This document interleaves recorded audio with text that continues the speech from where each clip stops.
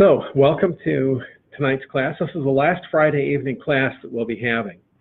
And so we're going to depart from the usual schedule of things a little bit tonight. We will be talking a little bit about the plane trip over, about packing.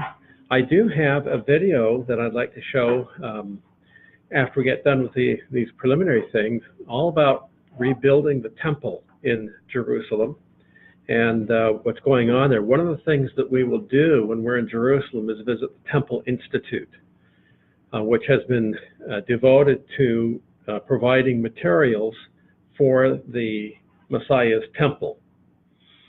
And it's a fascinating place to visit. And so this video will talk about some of the things that they are doing, as well as some other things that are going on. There have been some rather exciting events taking place the last few years in Jerusalem. Now, it's not that every single Jew living in Israel is excited about the temple. Many of them are not. And many of them couldn't care less whether there's ever a temple or not. You have Jews in Israel who are very sympathetic towards the Palestinian cause. They're of a very liberal mindset. But then there are others that are very adamant. Messiah is coming and we've got to get his temple ready. So oftentimes people will ask me, well, Dr. Gunn, what do the Jews believe about, and then you fill in the blank. And you can never answer that because the Jews are not a monolithic idea about anything.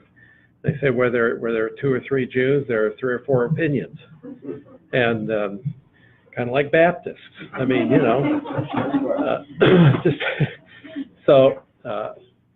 but there are significant numbers of Jews in the land of Israel that are excited about the coming of the Messiah. They think it's going to be his first coming. We know it's a second coming. But there are many of them that are excited about that, and they are making very definite plans for the arrival of the Messiah, which includes plans to rebuild the temple. So this evening's video will be all about that. What I would like to do tonight, though, is I want to go over some of the items that I have passed out. Let me finish taking this attendance here and come back here to our thing. Okay, so you have a couple of handouts. One of them is this one that is about, it says health on one side, and in fact, it's a 2-sided document. So I want to just say something about health, because it's good to remember that when we go over, you're not going over as a hermit. We're traveling as a group. And I've had tours in the past where everybody started out healthy except for one person. And then that one person ended up, not because they wanted to, because they couldn't help it, sharing what they had with everybody else in the group, and it would work its way through the whole group. That happened just last time. And I remember one other time, one of the tour members showed up the morning of our departure. She had a very, very severe case of the flu. But, what do? You pay all this money, you make all these plans, you're going halfway around the world. Just because you get sick means you're not going to stay home, right? The best thing is, don't get sick. And of course, that's always true. The best thing is, don't get sick. But if you do get sick, remember, you're going to be traveling with all of us, and we'll probably all end up catching what you've got. So here we are 1 week before we leave. I want you all to be extra specially careful, more careful than you normally are about personal hygiene, just to protect yourself and guard yourself, so that when we leave next week, we'll all be in good shape, and we'll all arrive there in good shape, and we'll all stay in good shape for 2 weeks, okay?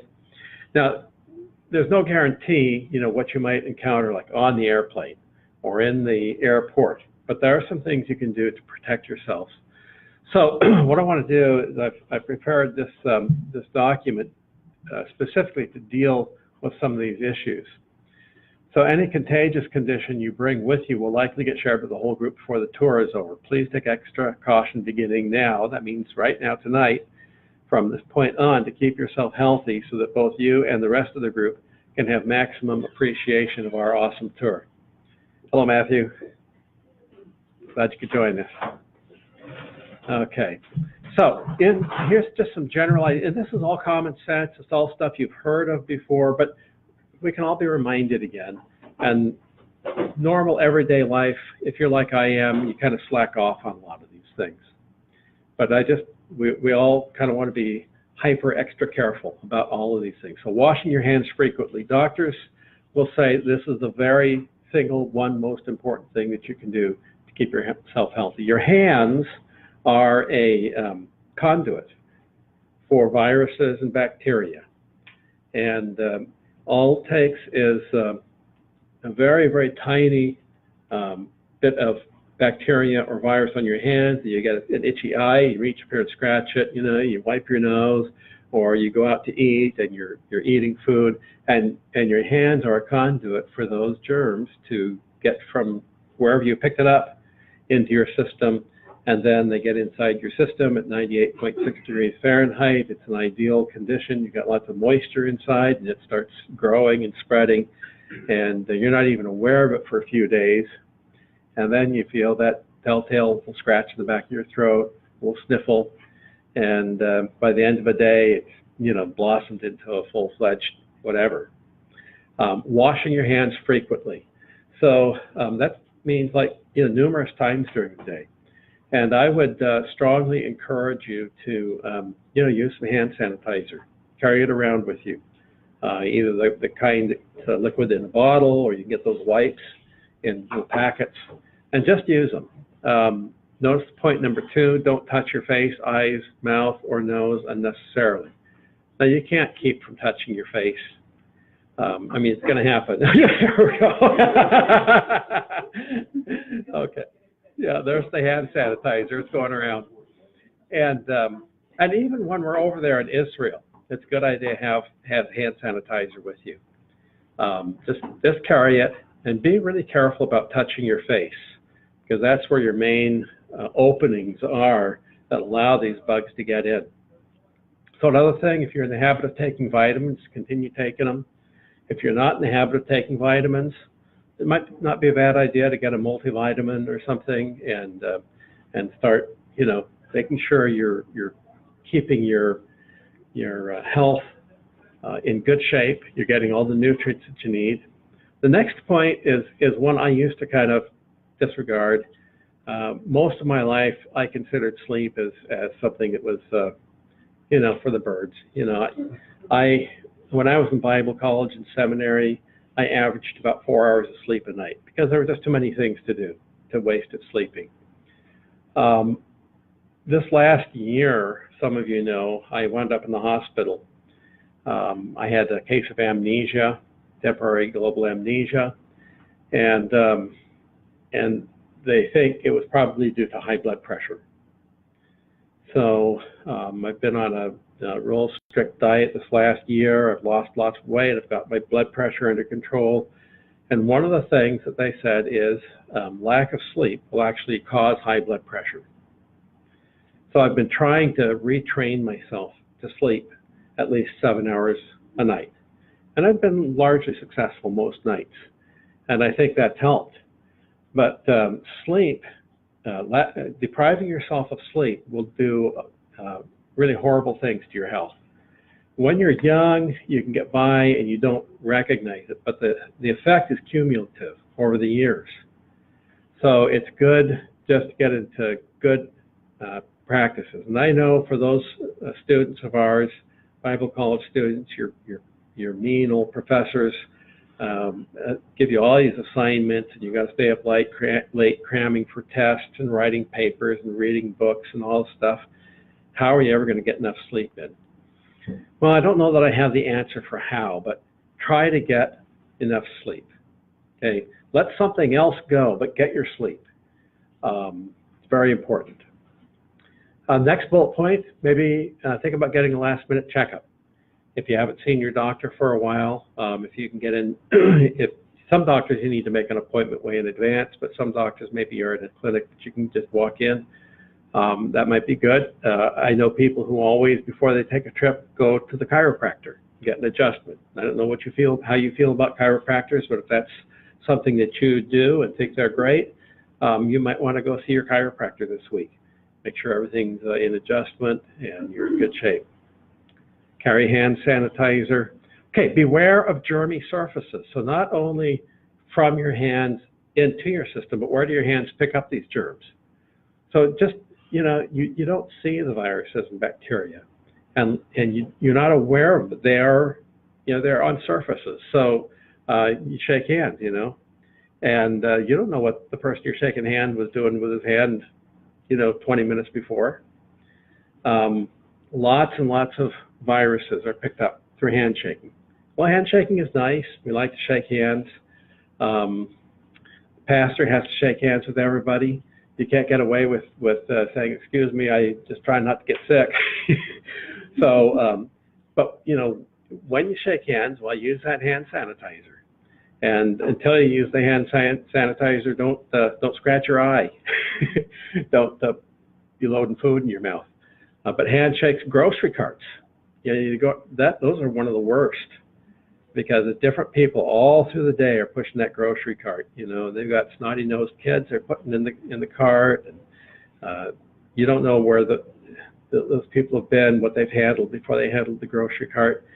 A lot of grocery stores now have wipes as you enter.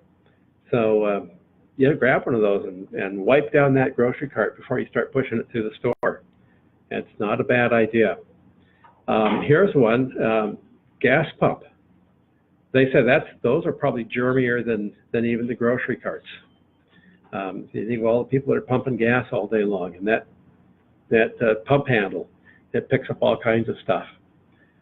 Door handles, ATM keypad. If you use the ATM, or if you pay with your credit card at the gas station or somewhere else, you start punching your code into that keypad. That keypad's just covered with stuff.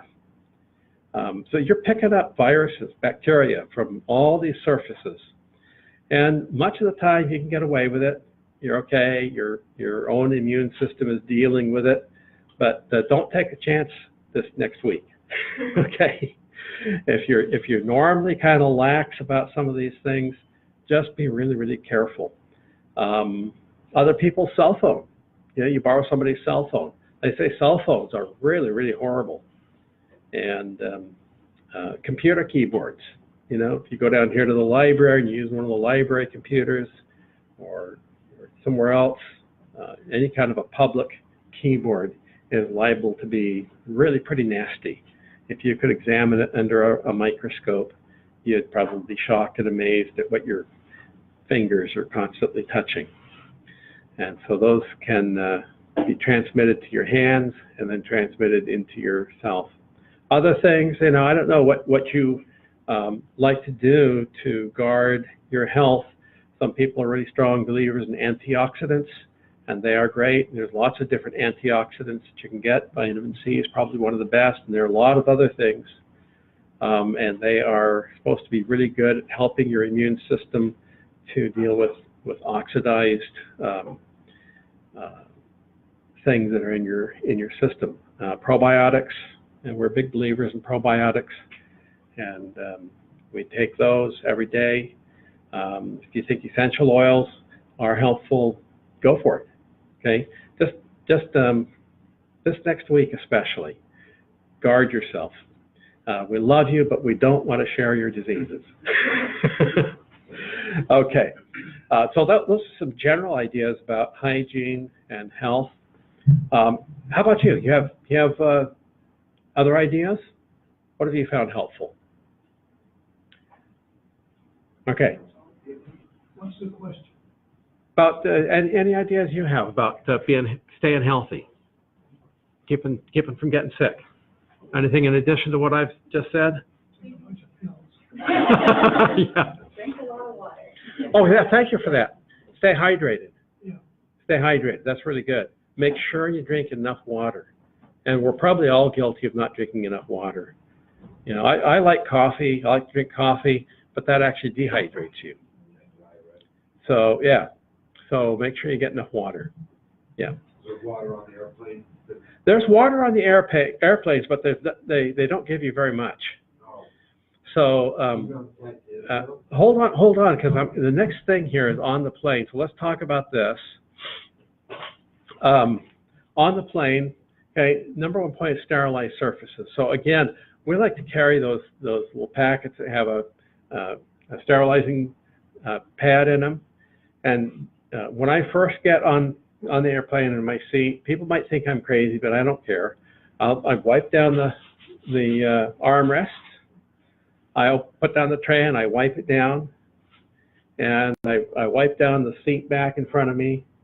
And I also wipe down the air vent, because I'm going to be reaching up there touching it. And the air vents on planes are real germy surfaces. So those are the things I make sure I sterilize, because when they go through and clean the plane in between stops, they don't sterilize those surfaces. And they are, you know, they can be really problems. Germy surfaces include overhead bins. Okay, that's the other thing. You know, you go in and if you put your jacket or your backpack or something in the overhead bin, if you have to open it, that's another real germy surface, the latch on the overhead bin. Trays, armrests, seat backs, air vents, and should go without saying, all surfaces in the restroom. Okay, we're going to be on the plane for a long time. You're probably not going to be able to hold it for the whole time we're on the plane. So you'll visit the restroom, and you have to, but just realize that, you know, that's not a very clean place. So sterilize stuff, sterilize yourself, wash your hands when you're done. These are real germy surfaces on an airplane. And then here's the next one, stay hydrated. Make sure you drink enough water. You cannot take a bottle of water through the security. So if you buy a bottle of water before you go through security, you're done. So you have to get it after you go through, and it's usually more expensive. You know, yeah. So they got you coming and going. But they do have some water on the planes, but they never have enough. So I really recommend, after you go through security, find a dispenser that has bottled water, get yourself a bottle and take it with you on the plane. And so stay hydrated. Another thing is use the air vent on the plane. So they say this, when you open the vent, it can actually push air away from you. I know it's circulating, but it keeps that air from sitting there stagnant in front of you and breathing it over and over. So they do recommend that's going to help you avoid getting sick on the airplane. And then washing after you use the restrooms. So those are just a few ideas about staying healthy. Again, normal everyday life, day to day, we probably all get lax about these things, unless you're a real obsessive compulsive type person. Most of us aren't. I know I'm not. I get real sloppy. But for this last week before we go, we all want to kind of retrain our brain and be extra careful. On the other side of that paper, a few things about packing. And you probably already know these things, but I want to remind us all, because we're getting close to the time when we're, probably this next week, maybe you've got a checklist at home you're working on, maybe you even have a bag out that you're starting to throw some things in. That's probably a good idea. Probably best not to wait till 20 minutes before you leave and then try to throw everything together. But plan ahead, think about it. So you can take one piece of checked luggage and one personal item. The checked luggage, make sure this is marked with a name tag. Now, you all received name tags, baggage tags in your package. No? Okay. I have a few extras, and they have them at the airport also, baggage tags. But your luggage should be marked somehow with your name and your home address, so they can set it at home. Of course, that won't help if it gets lost on the way over, but you know, you want to be able to recover your baggage. We've got several of those extras. Yeah, we have several extras, and we'll bring them Saturday morning. Okay. When you check your bag in, be sure to keep your claim check. Okay. Now they should give it to you, One time, in fact, it was when I traveled to Ukraine of all places. I don't know what happened. I didn't get my claim check. And that was, of course, the time they lost my bag. And it was December, it was cold, it was snowy, and I lost all my nice warm clothes. And I mean, I just never got that thing back. It's wound up on the black market, I'm sure, somewhere. But without that claim check, you're not going to get your bag back probably. So I'm not saying your bag's going to get lost. It probably won't. But if it does, you want to make sure you have your claim check for your checked-on bag. So when you check it in, make sure you get a claim check and hang on to it. Put it in your wallet or in a safe place and keep it with you. Okay, the maximum size and weight for your checked-on bag is 62 inches combined length plus width plus height. Okay, that's pretty big. That's a big suitcase.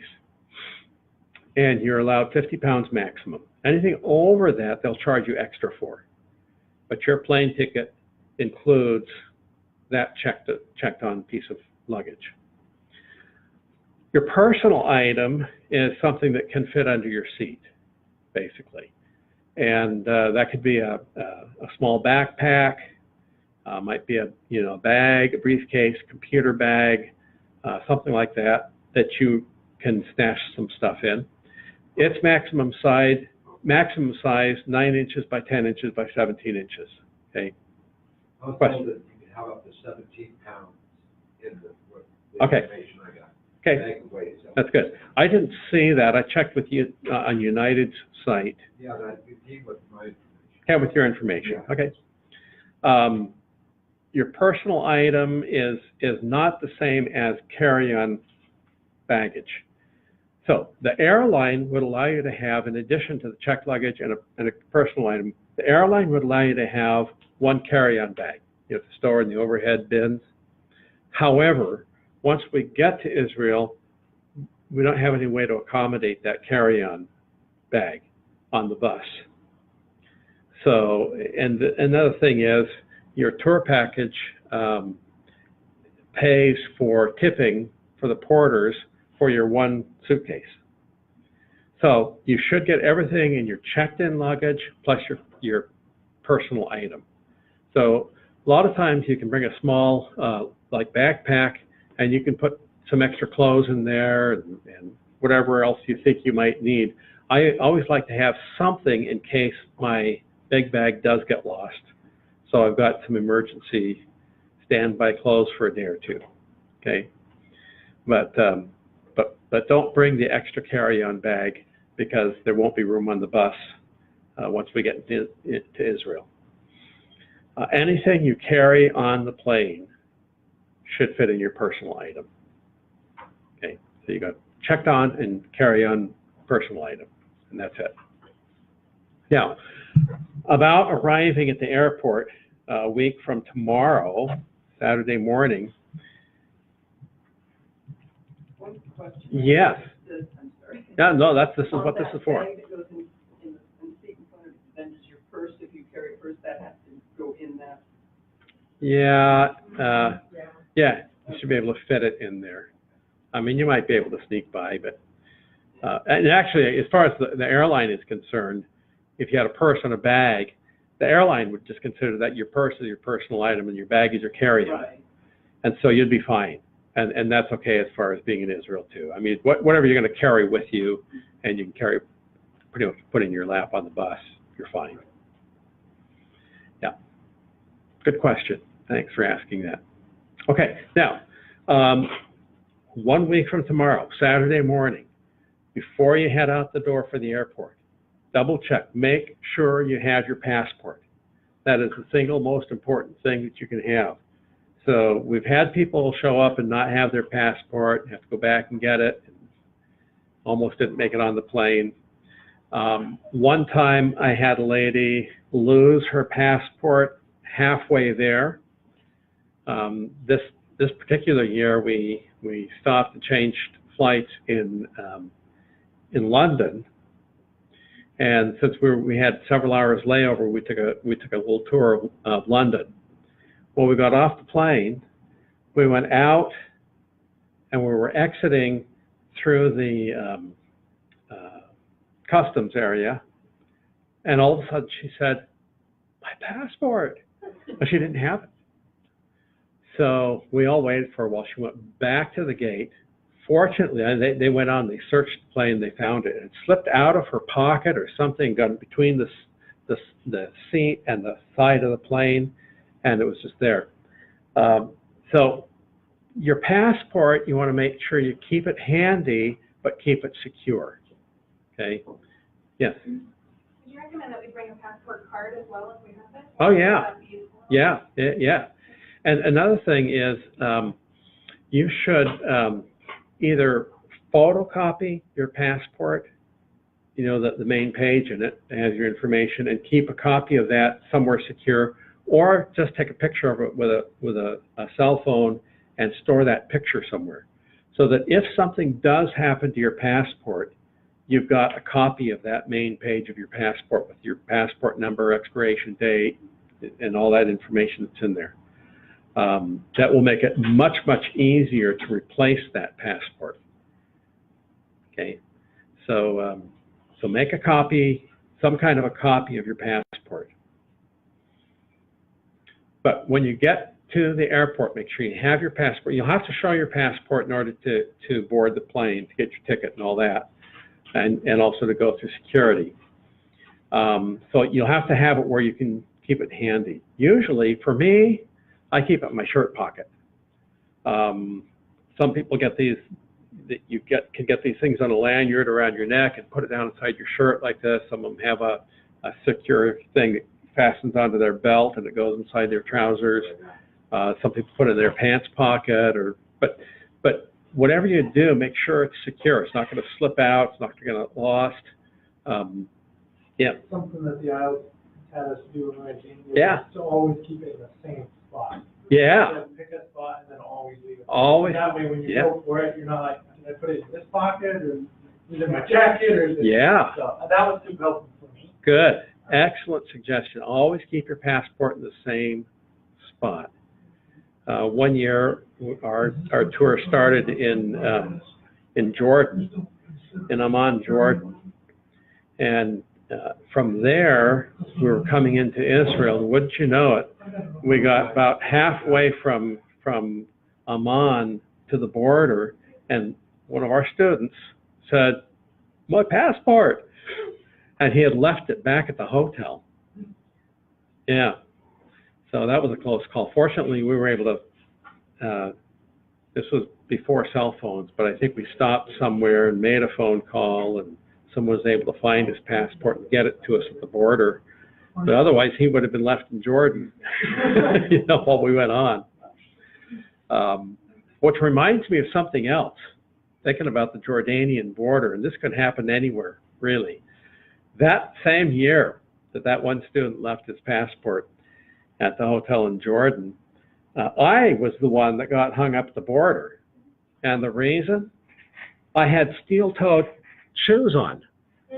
And when I went through the metal detector, of course, it set all these things off. And this very nice Israeli security man came and said, "Sir, would you accompany me over here, please?" And they took me off into a little interrogation room and sat me. I sat there waiting for about, well, it seemed like an awful long time. And everybody else at the door was wondering, "Oh no, what's happened to him?" And I knew what it was. And I kept saying, it's my shoes, it's my shoes.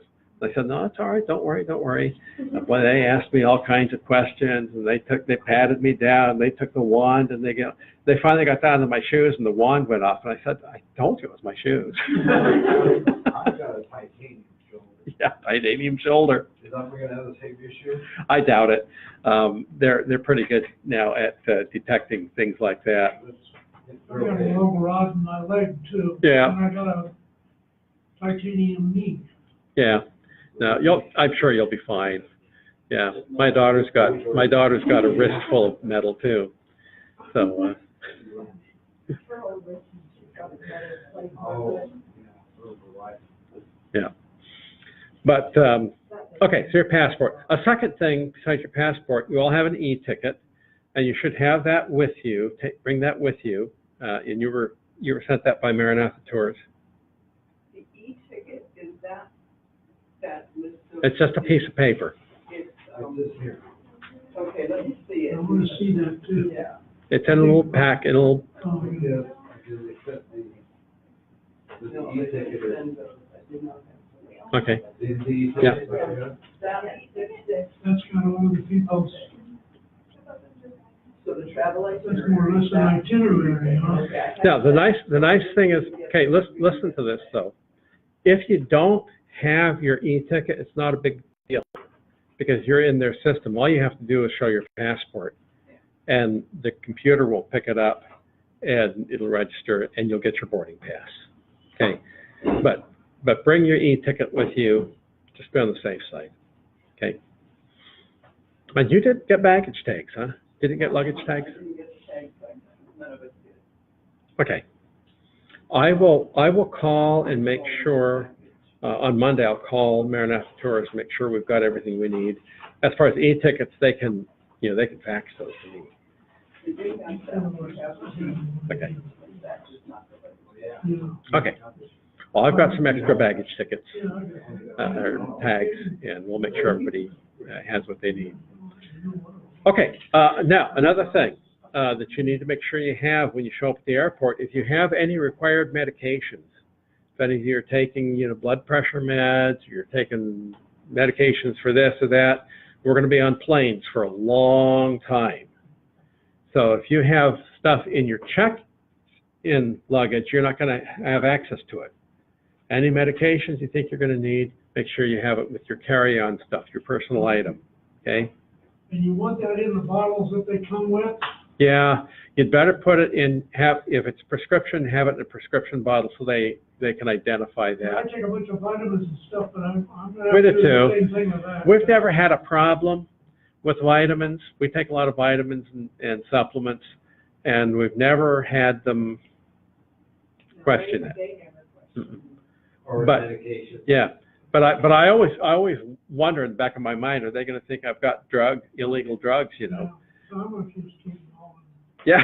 Yeah, I don't think it'll be a problem, but just realize we're going to be like 12, 13 hours without access to your checked-on luggage.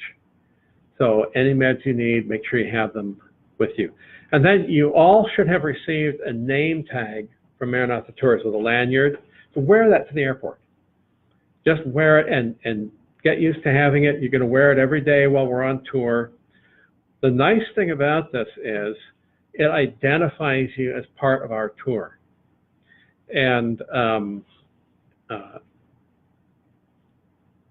it provides you with a certain level of security. Okay? There's a certain amount of safety that goes with being identified as being part of a tour. It can also make things easier, not guaranteed, but it can make things easier going through things like security at the airports. They know you're part of a big group. That helps. So wear your name tag to the airport and wear it on the plane. And when we get off, just, anytime we're out and about, have that name tag on. There's always somebody who says, well, I don't want to look like a tourist. Well, guess what? You're a tourist. So get used to it and just look like one. You're going to look like one anyway. I don't care how cool you dress and act. They'll all know you're a tourist. So just, get over it.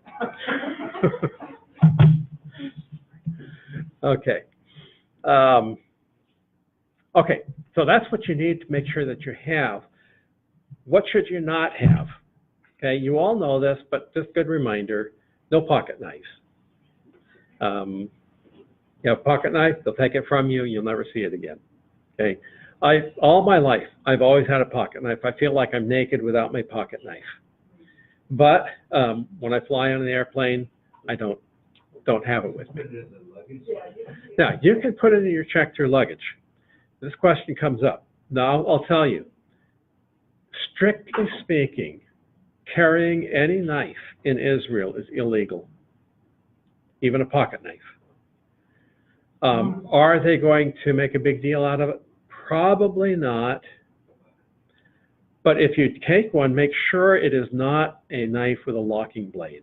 That'll be way more problematic than, you know, a small folding pocket knife that doesn't lock. Okay. And I'll tell you this, I did last time we went, I did quite a bit of research on, you know, what about knives, carrying a knife? In Israel, the police will view a multi-tool as different than a knife, even though it has a knife blade. A multi-tool is a tool. If you have a multi-tool in your pocket, there's no problem. Lots of Israelis carry multi-tools. But if you have a pocket knife, it could be yeah, there you go. That's probably all right. See, that one's a tool. So yeah. Probably all right, but you're not sure. I'm not going to make any promises. Yeah, but yeah, you're definitely not on the plane. But you can put that in your check-through luggage and then probably carry it with you. Probably. If you get it confiscated, don't come to me and say, well, you told me. Yeah. Okay. So pocket knives on the plane, no nail clippers. That seems ridiculous, and it is ridiculous, but that's TSA's rule. No scissors, no knitting needles. Okay. The rule on fluids is if you carry fluids, that would be like your hand sanitizer or any other liquids, hand lotion, I don't know, what else do people take? Whatever, mouthwash, whatever. No fluids over 3.4 ounces. Unless you buy your water in security. Yeah, if you buy water in security, you can take that on. But to get through TSA, those liquids, nothing over 3.4 ounces. And then all of your liquids in 3.4 ounce or less containers should be in a clear Ziploc bag, 1 quart Ziploc bag. And that's so they can see it and they can say, okay, this person doesn't have any plastic explosives, you know, whatever they might suspect.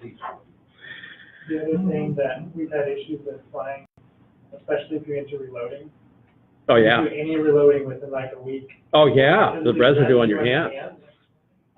And when they scan your hands, they'll find the residue. Also, we had a guy, he used for his carry-on bag, what is generally a shooting bag. He dumped his, you know, shells and stuff out of it, and they caught it in his bag, the residue, and that set us way back when you're going to Mexico. Yeah. So. Good observation. Yeah, so if you're accustomed to handling ammunition at all, that could cause a problem, so you want to be careful about that. So any questions? Here's the website for TSA. Yeah, so it's www.tsa.gov/travel/security screening/what-can-I-bring/all. Okay. Yeah, that's the full thing. You can just go to tsa.gov and you can start clicking the links and you'll get there. But this is the page which details everything you can and cannot take through security. A couple of other thoughts about things that you might want to think about. You might want to bring an extra battery for your phone. You know, they make these extra little batteries that you can plug a USB cord into. If you think your phone might not last that long, if you plan on using it a lot on the plane, some people do and other people don't care, and they, you know, but you can't call on the plane. But some people like to play games or like to read books. Okay. If you think you might be if you have like a smartphone, you think you might be using it. Some people even, you know, do word processing and you know, all kinds of things, and you think you're going to be using it a lot. If you think you might deplete your battery in, you know, 12 or 13 hours, whatever it's going to be, then you might consider bringing an extra battery for it. Now, some of the more modern planes actually do have USB jacks in the seats now. And I know from Newark, we're going to be on a very nice Boeing 777 Dreamliner plane, and those are really nice. It's a 757 from San Francisco to Newark, and they're pretty up to date. So there may be USB jacks that you can plug into, but you just don't know until you get there. And I'm the kind of person who doesn't like to count on something like that. So I'm a Boy Scout from way back, like to be prepared. Okay. So extra battery for phone, something you might think about. Phone charger. Okay. So we're sitting around in the airport, and maybe you have a chance to recharge your phone if you've got one of those little plug-in things, and you can plug your phone into it. Some places in the airport actually have, again, phone charging places where you can plug a USB cord and charge up your phone. But that's something you can think about. It's an optional thing. Snacks. From San Francisco to Newark, I don't know if they'll feed us or not. Now, the international flights always feed you. So from Newark to Israel, we'll get some meals on the plane. Across the country, I don't know. And yeah, domestic flights, I mean, you can purchase food, but we always take snacks with us to eat. So, and there's nothing wrong with bringing food onto the plane. Okay. Can you buy the food and go through security? Yeah, the food can go through security as long as it's not, a lot of liquid. Can't take liquid. And we found out the hard way that liquid includes honey. My wife brought a big jar of honey to my daughter-in-law, and they confiscated it going through TSA. What was it? Honey, a jar of honey. I think coming back, you bring like you talked about olive oil. If it's in your check through. If it's yeah. Oh, in the check. Just put it in your check-through luggage. And of course, hand sanitizer again. Just trying to hit that over and over again, the importance of hand sanitizer. Now, let's talk for a little bit about transportation to the airport. Some of you may have a family member or a friend or somebody who can drop you off at the airport. That'd be great. Be there no later than 5 a.m. Okay, our flight leaves about 6 a.m. So you want to be there in enough time to get everything checked in, go through security, and make sure you're ready to get loaded on the plane. So 1 hour beforehand. The Reading Airport, I don't think TSA is even there before 5. But by 5, they'll start taking people through. So 5 a.m. If you don't have somebody who can drop you off at the airport, or if you're driving yourself and you want to leave your car somewhere, you're welcome to leave your car here at Shasta Bible College. We will be ferrying people from the college to the airport. Okay? So you can leave your car here. If you want to do that, be here no later than 4:30. Okay? I'll be here about 4:15, maybe a little bit before, and so we'll get you to the airport from here. So we should be here by 4:30 a.m. Yeah. Yeah, keep on trying. Yeah. Now, is there anybody that doesn't have a way to get here to Shasta Bible College? Everybody's good? Okay. So I was gonna say, if we had 1 or 2 people that can't, we could go pick them up. But if you have a way to get here, that's the best thing. And then we'll make sure you get to the airport. Okay. Any other questions about hygiene, about air travel, about getting to the airport, what to pack, how to pack, what can I bring, what can I not bring? So back to the knife topic, there are certain places on the tour that you cannot take a knife, is that correct? That's correct. That's correct. So there aren't very many places like that, but the Temple Mount is definitely one. So when you go up on the Temple Mount, you go through a metal detector, and your bags will be searched. And if you have a knife, even your multi-tool, you just leave it home that day. My son almost lost his knife. Timothy was the same way, that's why. What's that? Timothy was the same way, he had Yeah. a nice Benchmade knife that Yep. he got lost. No, Clyde. Yeah. There's ways you can get around it. Yeah. If you think about it.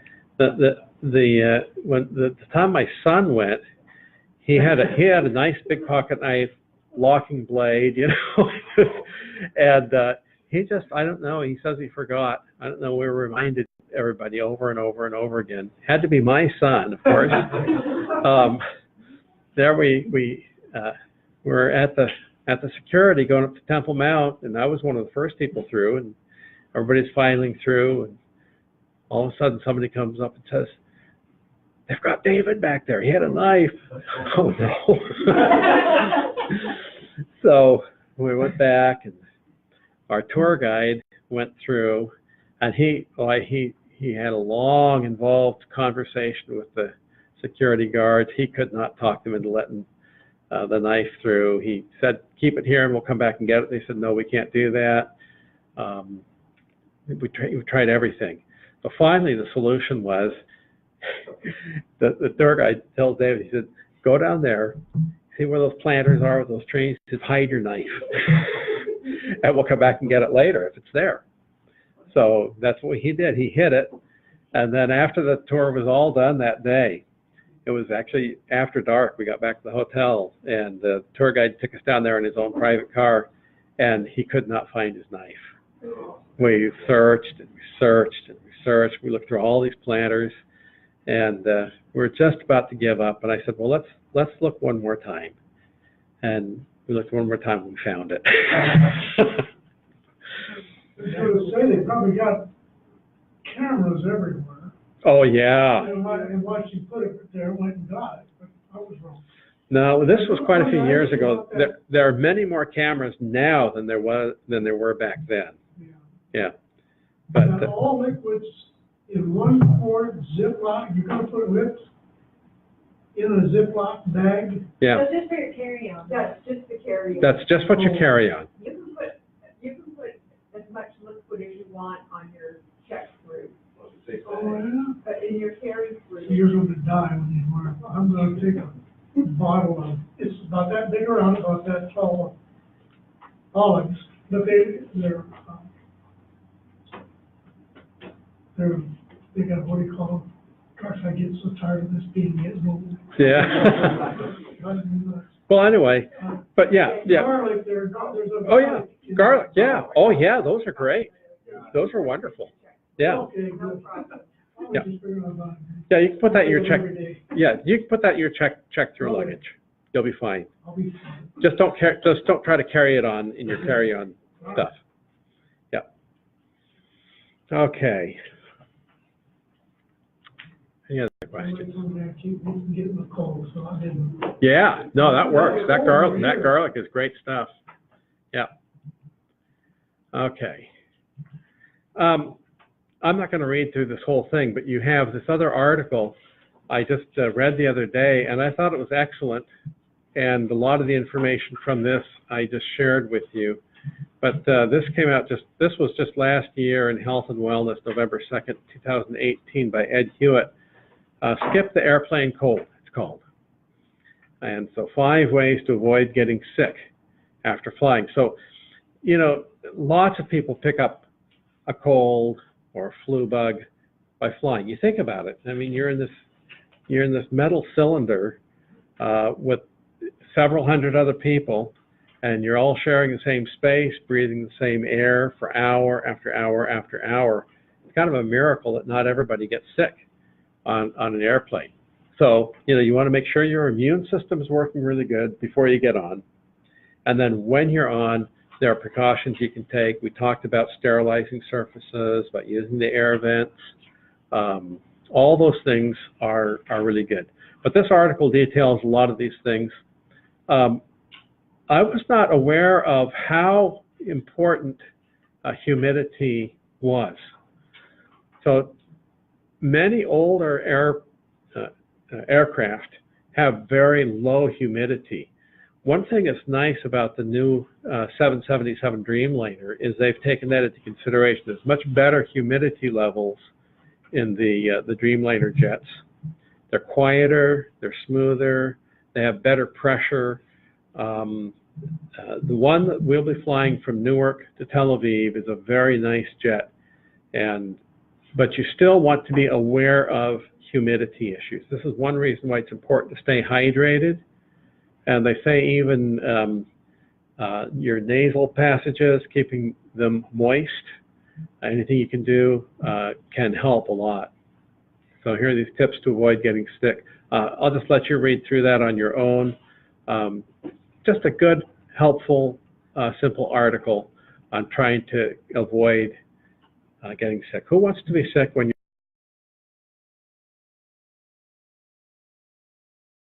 there? I've gotten sick. It's not fun.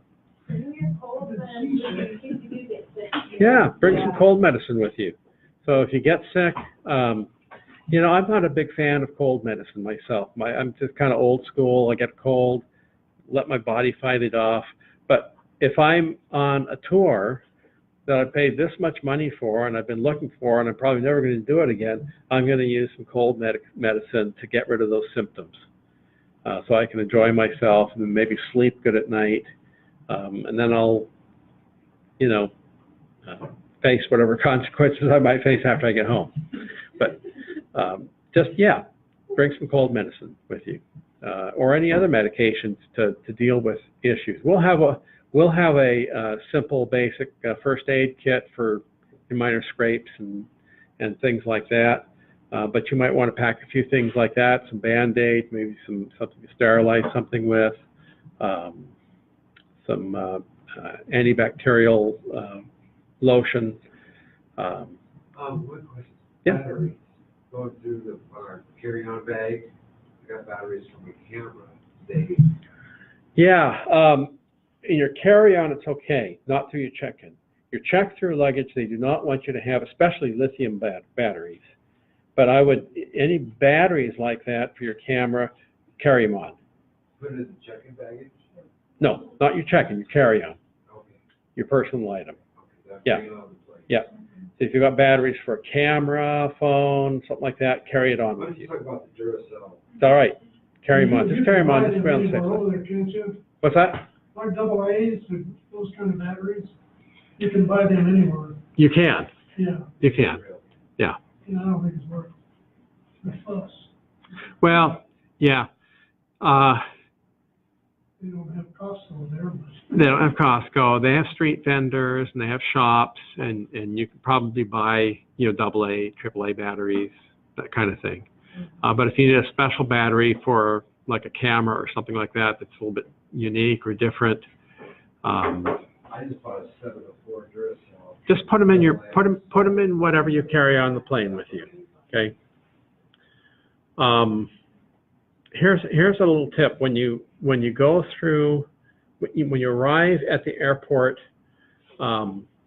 Saturday morning, in order to speed up getting through security, what I do is I carry a little Ziploc bag with me, and before I go through security, I put my you know, my pocket stuff in that bag, and then it just goes through the security thing.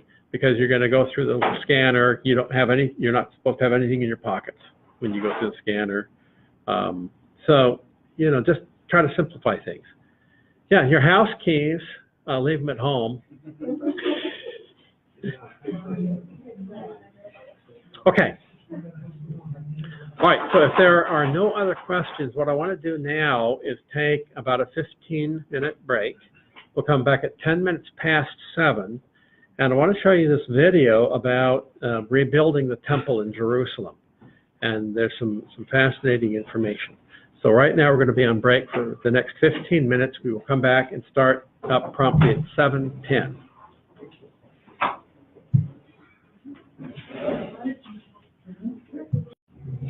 Okay, so we're now back to part 2 of History and Geography of Israel, our final session.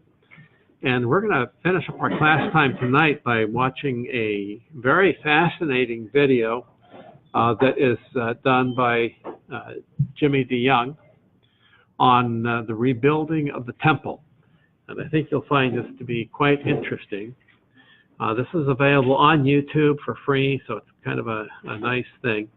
But I'm just going to go ahead and start that and let the thing run. And we hope it will play fine. I don't hear anything.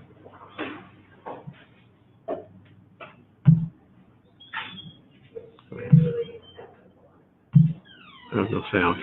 Okay, hold on just a minute. Let me stop this, see if I can figure out what's going wrong. Maybe if I just refresh it, it'll work.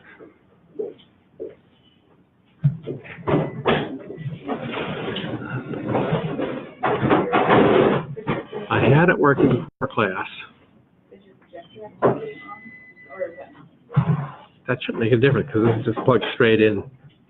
But I don't have the projector on, do I? Okay. That's it? Okay. Ancient Jewish prophets over 2,500 years ago pre-wrote history when they wrote of a day when the Jewish people would rebuild their temple on the Temple Mount in Jerusalem. That time in history has come, and the Jews are preparing to build that temple, the one foretold in Bible prophecy, today in Jerusalem. Dr. Jimmy DeYoung, over 20 years ago, documented the personalities and the projects involved in preparation to rebuild that temple. During the last 2 decades, there has been much progress made to rebuild the temple. This documentary will revisit the personalities and the projects and update the preparations and the place where the Jewish faithful are indeed ready to rebuild the temple.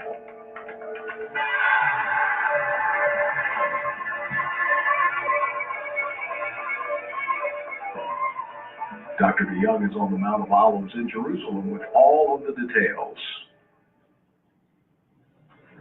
I'm standing here on the Mount of Olives, overlooking the Kidron Valley and the Temple Mount, where that gold domed building is located. That's the Dome of the Rock.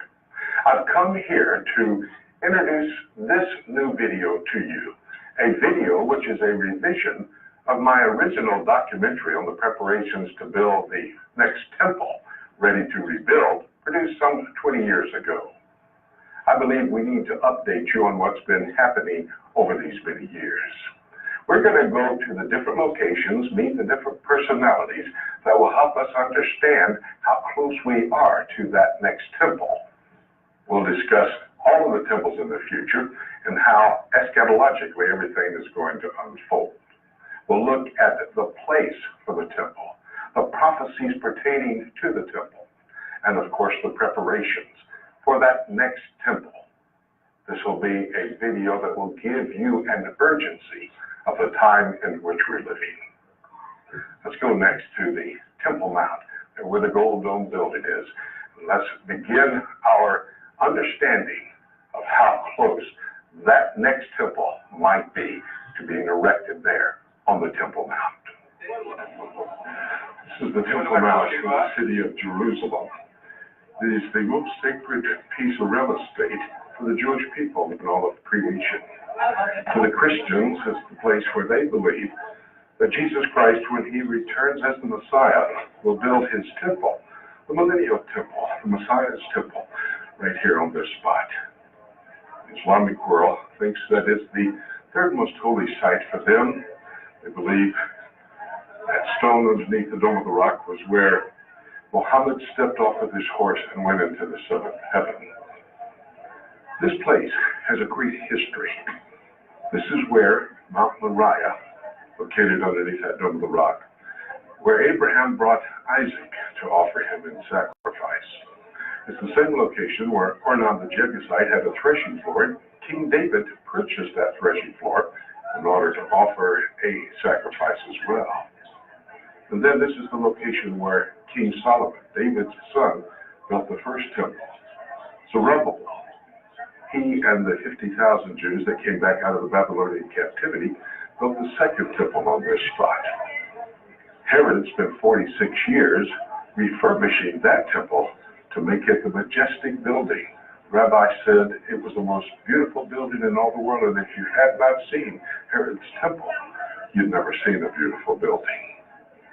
It's a very controversial piece of real estate. It's the location where the next temple, the temple of the tribulation period, will be located. On this video, Ready to Rebuild, we're going to be talking about what is taking place as it relates to the temple and the preparations to build that temple.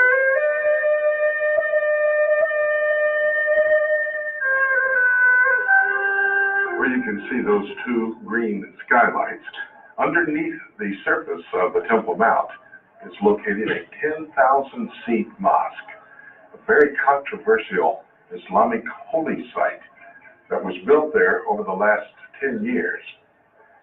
Almost 1,000 truckloads of soil containing artifacts, archaeological remains, those things that would prove there was a presence of the Jews here on the Temple Mount down through the centuries, in fact through the millennia, has been destroyed as they built that mosque there. That's right next to the Al-Aqsa Mosque, the pewter dome building, where the weekly sermons are given on Friday for the Islamic people. Then you have your wash basin, the steps up to the upper level of the Temple Mount and the gold domed building. That's the location where the Jewish people and the Christians believe that Messiah will build his temple and rule and reign from that spot forever.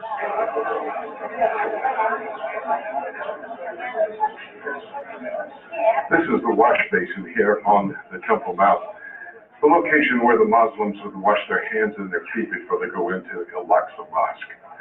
But in addition to that, it's one of the locations, one of the 4 locations that is believed to be the spot of the temple, the original temple, the second temple that stood here on the Temple Mount.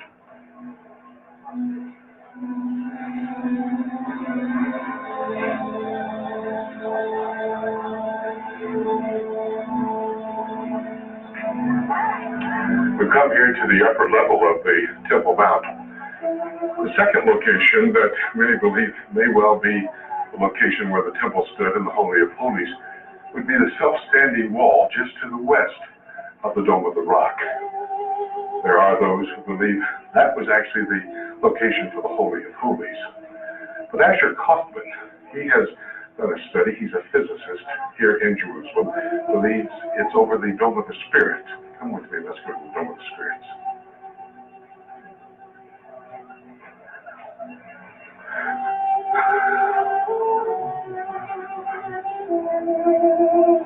This is the area of the Dome of the Spirits, a location here at this cupola where Asher Kaufman believes is the site for the Holy of Holies.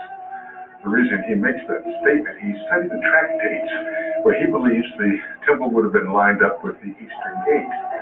Thus, the blood that was coming from the sacrificed animals would have flowed out the Eastern Gate down into the Kidron Valley.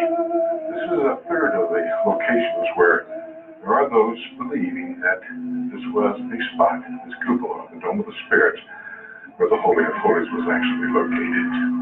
But the mass majority of Jewish scholarship believes it's the Dome of the Rock.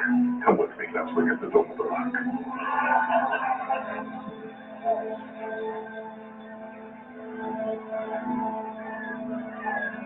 We talked about 3 locations that many people believe would be the actual spot where the temple would stand. The wash basin there just in front of the Al-Aqsa Mosque, the Dome of the Spirits, and the self-standing wall. But before me is the Dome of the Rock. And most of Orthodox Jewish scholarship believes that that is the location where Herod's temple, where Solomon's temple stood. That's the location where the next temple will stand. That's the Tribulation Temple. Beneath that dome is the foundation stone, which was the Holy of Holies for the temples when they stood there those many years ago. That, according to Orthodox Jewish scholarship, is the location of the next temple and will be the location for Messiah's temple during the Millennial Kingdom. Today, those who control the Temple Mount, the Islamic Trust, who has custodial control of the Temple Mount, will not allow the Jews to go up onto the Temple Mount. Many Jews living in Jerusalem and from around the world go today to the Western Wall Plaza to offer their prayers 3 times daily for the temple to be rebuilt.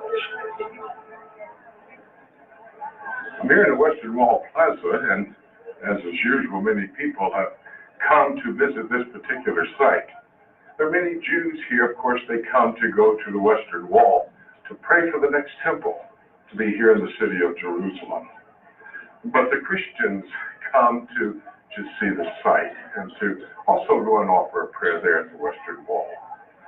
As I stand here, I look up and I see the gold dome. I remember those days many years ago when I stood there with Gershon Solomon. He's the head of the Temple Mount Faithful. And I asked Gershon what he thought about that site, how important it was to him, what he saw from our vantage point there.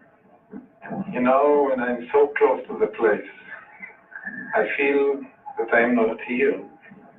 I'm in the clouds and inside the place. You know, I see the first temple, which King Solomon built it. I don't see the Dome of the Rock here. I see a strange thing here. I see the first temple. I see the second temple. And more than this, I see the third temple, which will be rebuilt in this place exactly. Very soon. Very close to our time. Maybe tomorrow, maybe after 1 week. But now, and you and I and all the generation will have the big privilege to come to this place in the original situation, the biblical situation, when the temple is here, and the temple will become again a center of Israel, a center of the redemption of the people of Israel, and then all the nations from all the world will come and pray as God says. My house will be a house of praying for all the nations in all the world. So this I see when I stay before this big place. I see here my old parents. I see here the prophets.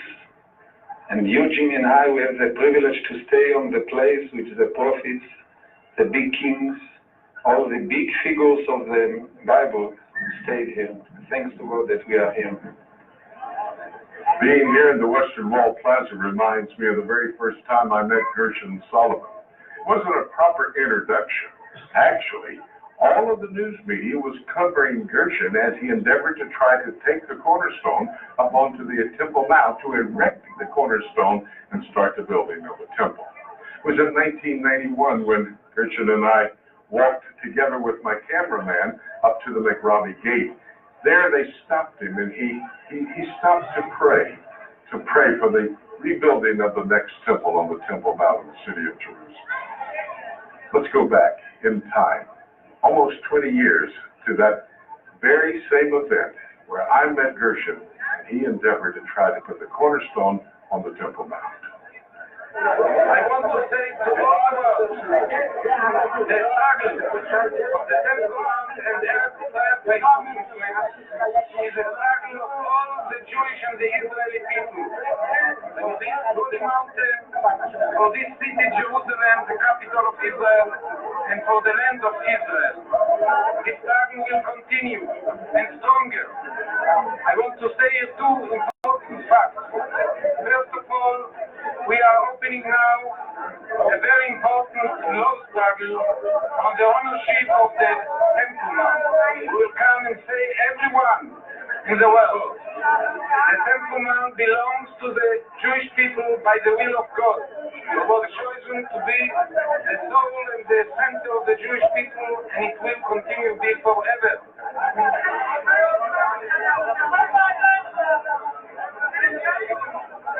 At the same time, Gershon Solomon is endeavoring to get onto the Temple Mount with his Temple Mount faithful.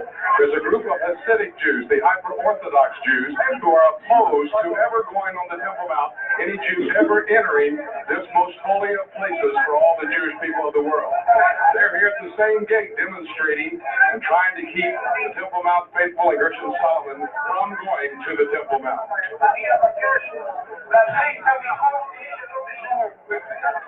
Gershon, are they going to let you go up on the Temple Mount? I personally know some of my friends went up. After noon, after 1, we shall continue and go on the Temple Mount.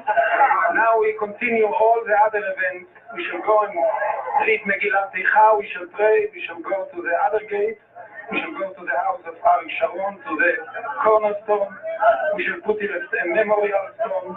We should do everything. In 1:30, we continue to go inside the Temple Mount.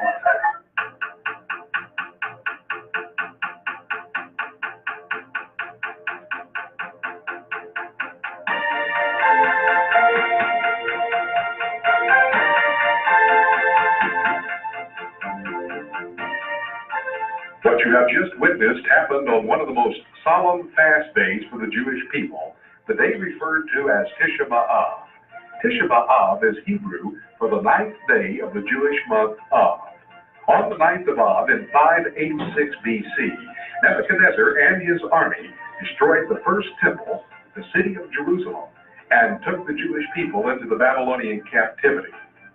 Interestingly, on the 9th day of Av in 70 AD, General Titus and his Roman army again destroyed the city of Jerusalem, the temple, the second temple, and dispersed the Jewish people to the four corners of the earth. Today, on this fast day, the Jewish people read the book of Lamentations, and they pray for the third temple to be built before the next Tisha B'Av. That's the way it was, Tisha B'Av 1991. Christian, actually, I remember the first time we ever got together. It was right here, and we walked up to the gate together at the entrance to the Temple Mount. They would not let you go up there. That's right.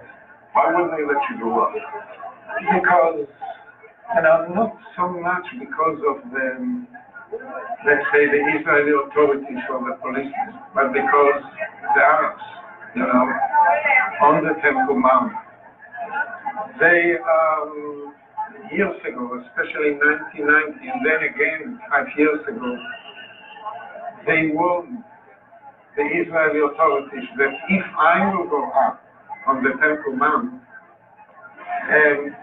big riot will be done by them, and they will, Jewish blood will run from the Temple Mount and cover the whole city.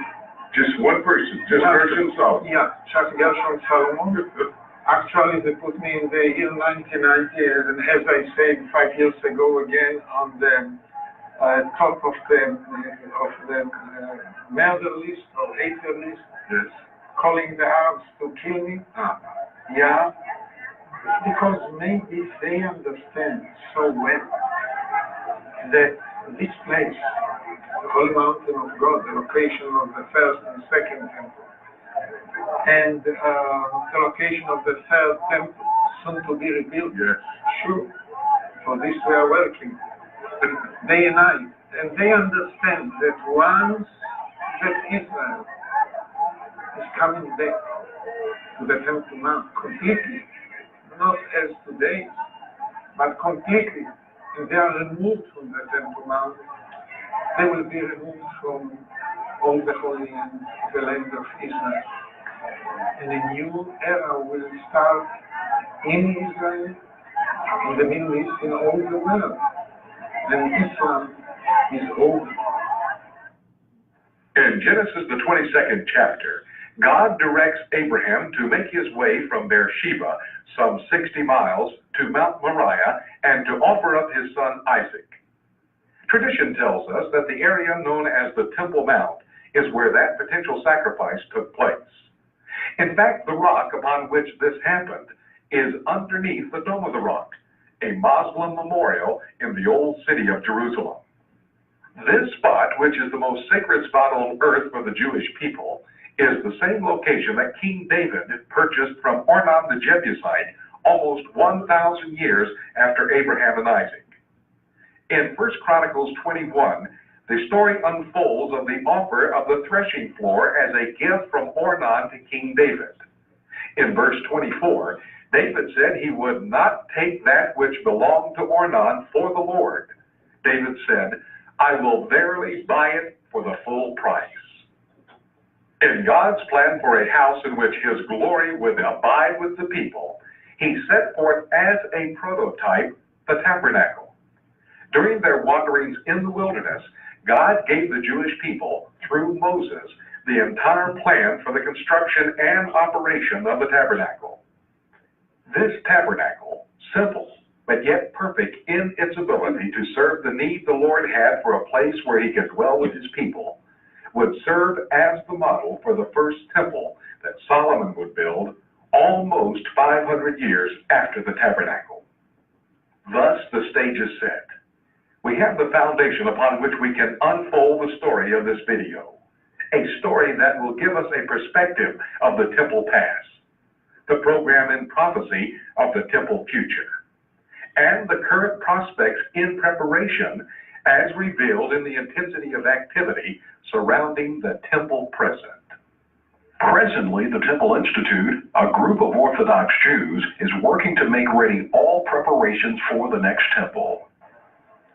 In the Temple Institute, there are a group of men who have over the years been studying how to replicate the implements that will be used in the temple. They've also been studying the priestly duties so they can train the 28,000 priests that will operate the temple when it stands here in Jerusalem. Among them would be the leaders of the Temple Institute, Rabbi Israel Ariel and Rabbi Chaim Richman, both of them students of Rabbi Nachman Kahana at his synagogue, Young Israel, located in the Arab Quarter. About 20 years ago, I interviewed Rabbi Chaim Richman, a young man at that time, who told me of the dedication of Rabbi Israel Ariel. Chaim, I'd like to find out exactly about the beginnings of the Temple Institute. What's the purpose of this organization? Well, I would say the goal of our institute is to raise the consciousness, first and foremost, of the Jewish people and of the world at large to the spiritual realization that the vacuum of spiritual fulfillment which all of mankind suffers from today can only be fulfilled by the establishment of the Holy Temple in Jerusalem. This is a central theme of the Torah. In fact, 1/3 of all of the commandments of the Torah, of all 613 commandments, are completely contingent in the temple for their fulfillment. And the temple, therefore, represents really the exclusive secret to the spiritual reconciliation between God and man. Ariel Israel is the founder, president of the Institute. Rabbi Israel Ariel is the founder of the Institute and serves as its head today, and is basically the guiding light and inspiration for all of the achievements of the Institute. Could you tell us just a little bit of what motivated him to come to this beginning? Well, Rabbi Ariel, as you know, is really a tremendous Torah scholar. He, as a youth, was one of the first paratroopers to reach the Temple Mount in 1967. In fact, was the rabbi of the paratrooper brigade that liberated the old city. And I think that since that time, he has had a very deep and personal spiritual connection to the site of the temple, and has really chosen for his life's work the idea of bringing the time as close as possible, bringing us as close as possible to the point of the awakening of the desire to rebuild the temple. Today, it would be impossible for us to photograph the utensils that will be used in the temple. But many years ago, I interviewed Levi Kazan, who told me of how the implements had been prepared even at that time for use in the temple. In the temple, the priest would be doing most of all the work along with the Levites. Amongst the priests, one was more important than any of the others, and that was the high priest. To differentiate him from all the others, he would wear 8 garments instead of the regular 4 garments of the regular priest. This is the golden crown, made from 100 grams of pure gold, worn on his forehead between ear and ear. Inside is engraved the holy words, Kodesh Lashem, which means holy to God. What we have over here is the Mizrach, made out of almost 6 pounds of pure silver. Its purpose was to gather and to throw the blood from the sacrifice. The blood would go inside, it would be taken by the priest to the altar and spun out at the 4 corners of the altar. As you notice, it's made baseless with a point on the bottom, making it impossible for the priest to put down to rest or anything like that on the way over to the altar, and this way ensuring that the blood inside would not clot. That's why we made it with the point in the bottom. Levi also talked to me about how they would prepare the garments for the priests and illustrated it on the loom that was there for the purpose of doing exactly that. Each priest had to wear a special uniform, which was made out of 4 parts. The first part you could see over here are a pair of pants, which according to Jewish law go down to his knees. The second piece of uniform which he wears is the dress, which covers up most of his body. He then puts on the belt, which is worn on the outside, and the turban is worn up on top. If we look at our machine over here, the strings go inside. It comes out like a tube of a garment. There's no sewing, no seams, or anything like that involved. They all have to be made out of one solid piece out of a tube of a garment, except for the sleeves, which according to Jewish law are allowed to be attached on after the dress is made. The belt is worn on the outside. Its length comes out roughly to about 20 yards. All that is to remind him while he's working in the temple, the holiness of the place, to teach him that this is God's house. He must have purity of thought. That was the very first garment that was made some 20 years ago, and Levi showed us exactly how that was to be done. Electrically, which means by Jewish law. Today here in the Temple Institute, they called the men who are qualified to be priests in to be fitted for their priestly garment. Many of the garments have already been made. They've been placed in a cardboard box, and the top of the box there's a note. When the Dome of the Rock comes down, put on this priestly garment and report immediately to the Temple Mount. In fact, they have even measured the man who's going to be the high priest for his priestly garment. At the same time, there are other organizations here in Jerusalem that are training these men who could be a part of the priesthood. Is that correct? That's right. There are a number of yeshivot that are engaged in the study of the relevant sections of Jewish law that pertain to the actual service in the temple.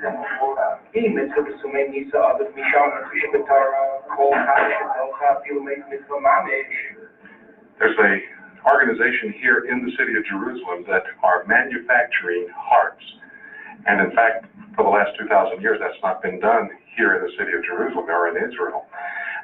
They have manufactured a 10-string harp. How does that play into all of these activities in preparation for the Third Temple?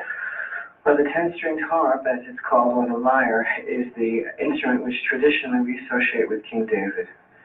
And this is one of the instruments which was used in the temple service by the Levites, and the instrument which David had suspended above his bed, and about which we have a whole story in the Talmud, and one of the instruments that was played by the Levites in the temple service. On King David Street in Jerusalem, indeed there is activity in a field that has long been idle. Micah and Shoshana Harari moved to Israel several years ago to reestablish an ancient art form, harp making. It all started very innocently. And one day we came to Jerusalem, and then we moved to Tiberias. And when we came to Israel, we came with 2 backpacks and very little else, except a dream of a harp. And when we moved to Tiberias, my husband was working as a carpenter, and he would make tables and chairs and bookshelves and things like that. But the harp remained in my heart and in his mind for quite a while. And then one day, just out of the blue, it seemed to me, he decided that he was going to make us a harp, make me a harp for my birthday. So we collected as much information as we could from cave drawings and archaeology and a few things that were written in the Bible, whatever we had. We didn't go really deeply into it at the time. And from that scanty information, he began to make the first harp. And just as a strange coincidence, there was a neighbor who happened to be a journalist for the Jerusalem Post, this woman, and she came to us and she noticed what he was doing, and she got very excited. And she said, you know, I've lived here since 1948, since the recreation of the state, and I've never heard of a harp maker. And I believe that you may be the first harp maker in 2,000 years to bring back the ancient instrument of our people. We couldn't believe, you know, she thought she was just talking. But she went and she did research, and as far as there's any record, the last harp maker that was here was during the time of the Second Temple. During the High Holy Days, at the time of the Second Temple, there were as many as 4,000 Levite harpists who would play in a great orchestra. Shoshana and Micah look forward to that day again. During these 7 years, we've been making harps for 7 years, and during these 7 years, my husband, who's a perfectionist, has evolved them into something like absolutely beautiful. And he feels that by the time that the temple is ready and somebody calls out for harps, that we'll be ready to supply them. That's what we feel is our destiny. In a previous conversation, you shared with me that some of the treasuries of the temple at this point in time could be under the Temple Mount as it relates to maybe some of the studies of Rabbi Getz.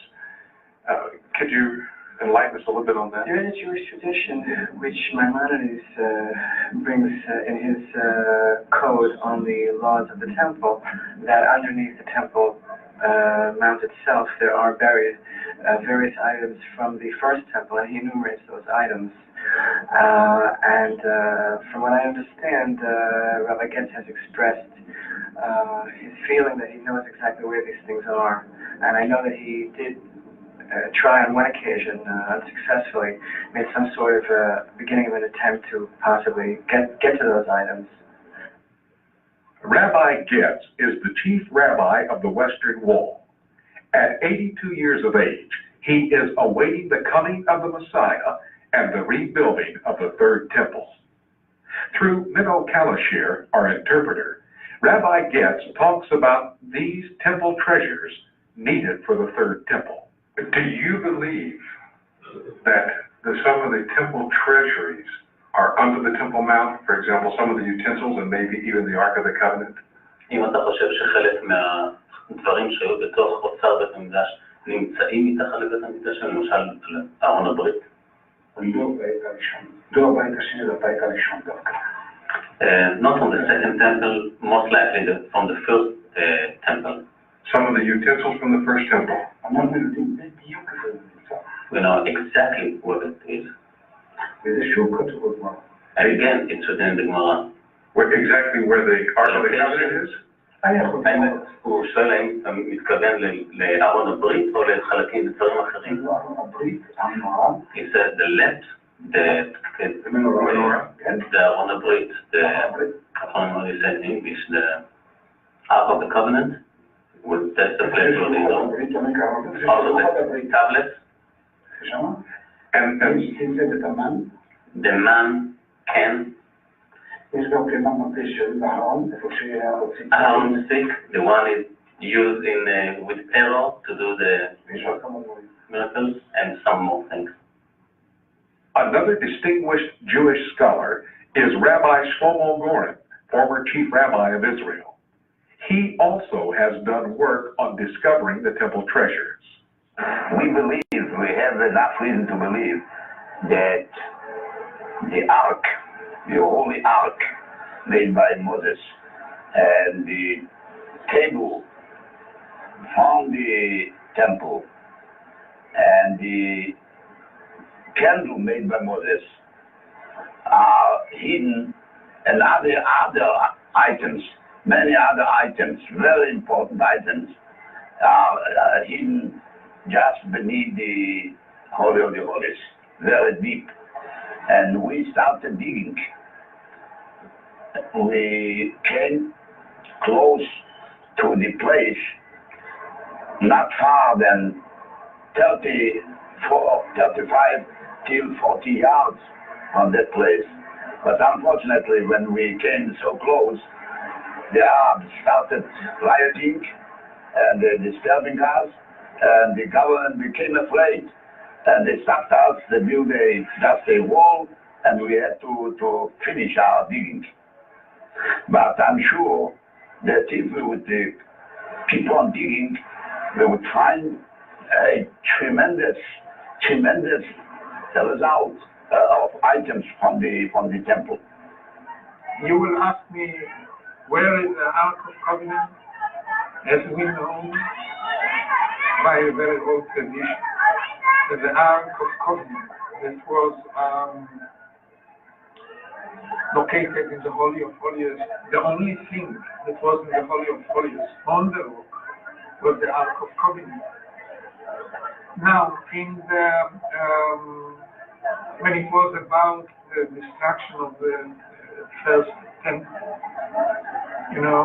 one of the righteous kings of the house of Josiah, a righteous king from the house of David, that refound the Torah here on the Temple Mount and called the people, asked them to fast and to ask from God to bless them and to locate again in the midst of them His Shekinah and His Holy Torah, you know, and he understood, you know, in prophecy, that the first temple is going to be destroyed. It was around 20 years before the destruction of the first temple. And he commanded the Levites to take the Ark of Covenant from the Holy of Holies and to hide it underneath the Temple Mount, exactly underneath the location of the Holy of Holies. So when the enemy, the Babylonians, will come, they will take this most holy vessel of God that He gave to Moses, you know, and it was no more located in the second temple, because they knew that the second temple would be also temporary. So they saved it in the same location for the third temple. And in the year 1981-82, God opened for us another great door for the Ark of Covenant. And I believe and I feel that it was another call of God to Israel, build my house. And in 82, is that the time when Shlomo Goren and Yehuda Getz went underneath to investigate? Actually, it was Rabbi Getz, you know, righteous rabbi of the Western world, that told me again and again, I don't want not to be the rabbi of the Western world, but I want to be the rabbi of the Temple Mount, of the Temple itself. So he said, I'm encouraging you, do your job intensely. We cannot now wait. And when he cleaned the tunnel that we see here, the tunnel along the western wall, that existed actually thousands of years, but he just cleaned it. Suddenly he came to a block gate, which was a part of the wall of the second temple, as well as the first temple. It was not blocked by the original stones of the King Herod built, but stones that were built later. We believe, especially the Muslim age of occupation, and he immediately removed the stones that blocked the gate and opened the tunnel that was called the tunnel of the priests. I will not forget this moment, you know, in my life, when it was in the middle of the night. I already was in the middle of my sleeping. I got a call from the rabbi, Getz, come immediately. Your vision, your cause, out to be fulfilled. After what happened, the Messiah came, and he told me, almost, it's over. Come. I remember I could not even put my shoes on my legs. Just I jumped in my car and came to this place, entered to the tunnel, and he took me to the tunnel that he discovered. It was, you know, full of trash and rubbish. Yeah, the Arabs, you know, put from the top of the Temple Mount down, and he started immediately to clean it. And he told me, in the end of this tunnel, when we shall finish to remove the trash and the water and whatever, we shall open the door for the Ark of Covenant. Here was put and saved the Ark of Covenant since the time before the destruction of the first temple. in the times of King Josiah. The conversations with these three men confirmed the location of the Ark of the Covenant as recorded in 2 Chronicles 35:3.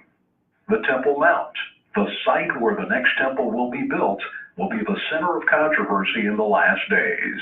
This whole Temple Mount, very controversial. In fact, the prophet Zechariah said it 2,500 years ago, Zechariah chapter 12 and verse 2. Jerusalem shall become a cup of trembling. Those who control this spot will be intoxicated with power. In chapter 1 of the book of Zechariah, the Lord said, I am jealous, I am aggressively possessive for Jerusalem. And indeed, he said, I'm very much dismayed with those who control the Temple Mount. But I will come back, verse 16 of chapter 1 in Zechariah, I will come back to Jerusalem and control this spot, the most sacred piece of real estate, actually, the location of the Garden of Eden, down through the centuries, where Christ started as he created all the world in the Garden of Eden. He concludes as he rules and reigns from that spot, the same spot under the Dome of the Rock, that stone, that foundation stone where he created Adam. But until he does come back, this place will be a center of controversy.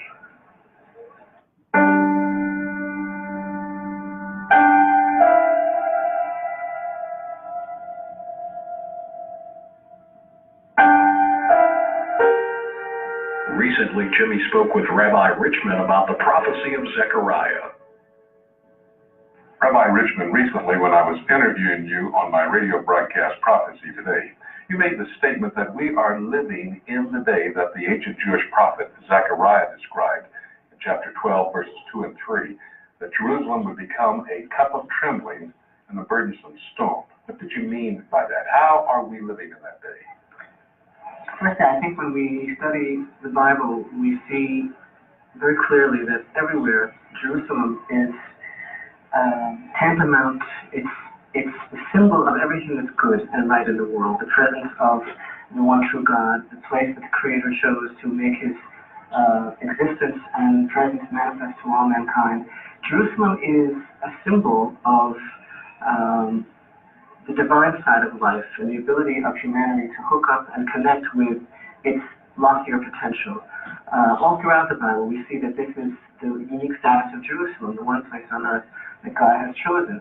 And the theme is developed throughout the prophets, the prophecy that you are mentioning now, as well as many others, that the time will come when people will have to take a stand for the side of good, the side of God, which is really taking a stand for Jerusalem. On a symbolic level, you know, like the Jewish people all throughout the world for the past 2,000 years have turned and faced Jerusalem in prayer from wherever they happen to be.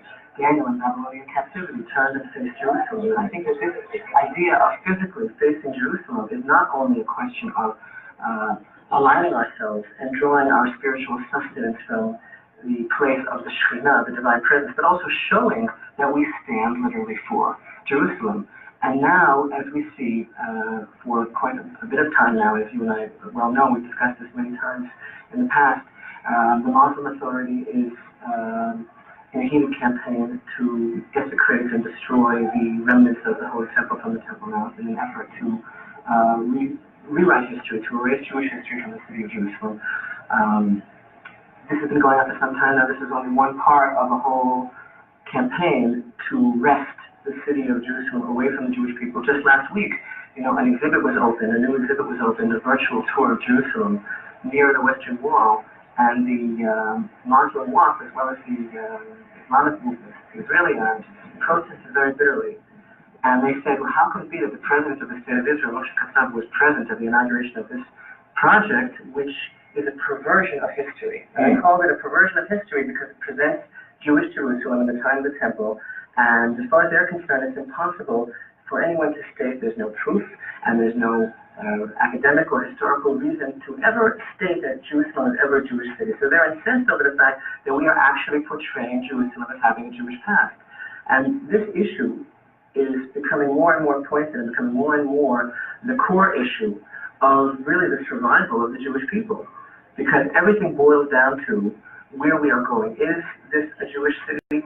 Meaning, do the Jewish people have a right to the one city which is theirs, the one city which has never been an Arab capital or the capital of any other people in the world? And it's not only a question of the relationship between the Jewish people and Jerusalem, it's a question of the status, of the destiny, of the purpose of the Jewish people in the world. And all of that is coming about right now. Where that gold domed building is, in that vicinity, stood the first temple and the second temple, and the next temple will stand there as well.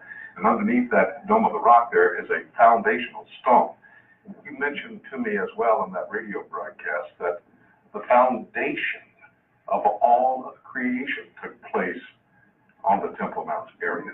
Can you elaborate on that? The tradition is that the very center of the spiritual and created universe is the place of the foundation stone on the Temple Mount. It was here from which Adam was created.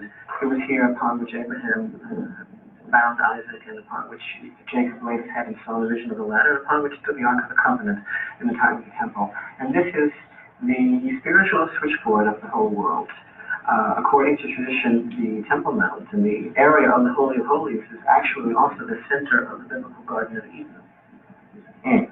And so then Adam and Eve would have been located here in Jerusalem on that Temple Mount area, the Garden of Eden, at that time of creation. This equation really fits very well, according to Jewish teaching and tradition, because the whole role that the temple plays in the life of mankind, in the spiritual fulfillment of humanity, is as a means of rectifying the spiritual relationship between God and man. So this is where it all began. And then afterwards, this is where the Kohanim, who caused the influx of divine energy and radiance and blessing to come into the world, the priests serving the temple, this is where they deal with the whole balance between man and God and causing all of this to be perfect in its relationship. In one of our studies together, and I enjoy those so very much, you mentioned that actually Jewish tradition says the creation of Adam actually took place where the altar of the temple would be standing. Why was that? There is a teaching that since the altar in the temple atones for mankind, how fitting it is, just as the sages teach, that God always creates a cure before he creates the illness. So also man was created from the very spot which atones for him and for his descendants. Of course, there was, at the time when creation took place, a theocracy in this world. When man fell into sin, that was set aside. But then one day, when Messiah comes to that temple that you and your people are preparing to build, theocracy once again will be instituted here on this earth. Is that, would you I wouldn't define it exactly that way, in that our goal towards the rebuilding of the temple is not to facilitate the coming of the Messiah, but to facilitate the commandment of God.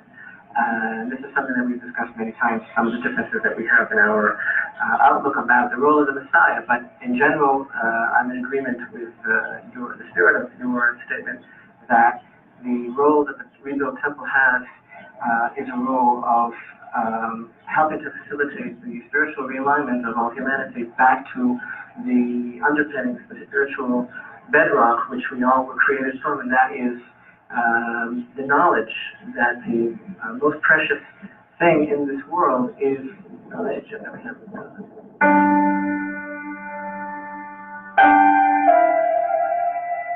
This may be a new concept to most of you today. It is essential, however, that the Temple Mount is the original site of the Garden of Eden in God's overall plan for the future. Rabbi Richmond and many other Jews are working to follow the commandments of God, the commandment to rebuild the temple in Jerusalem. This is the very famous Western Wall Plaza here in the old city of Jerusalem, and right in front of the Western Wall itself. The gentleman there has put his hand on his head. I can hear him talking to somebody, someplace in the world, because there's a camera that is focused on this very particular spot 24/7. He's talking to somebody someplace, telling them, hey, look for the flag, look for me with my hand on my head. Well, the Jewish men will make their way to the Western Wall 3 times a day and pray for the rebuilding of the temple on the Temple Mount and a reinstitution of the temple practices. But there are those who are doing more than praying. There are those who have actually gone to work to do the research, to develop the implements, to train the priests to operate the temple. They're known as the people at the Temple Institute. It's right here in the Jewish quarter of the old city of Jerusalem. Let's go up there and I can tell you more about what they're doing. We're in the Jewish quarter of the old city of Jerusalem. There are four quarters, of course. The Jewish quarter is the location where most of the Orthodox Jews are living today. And here is the treasures of the temple. It's the Temple Institute, the people who are preparing to build the next temple. All the activities are going there. They're replicating all of the furniture that will be used in the temple. They're doing specific training of the priests who will be serving in the temple as well. The Temple Institute, the center of all preparations to build the next temple on the Temple Mount here in the city of Jerusalem.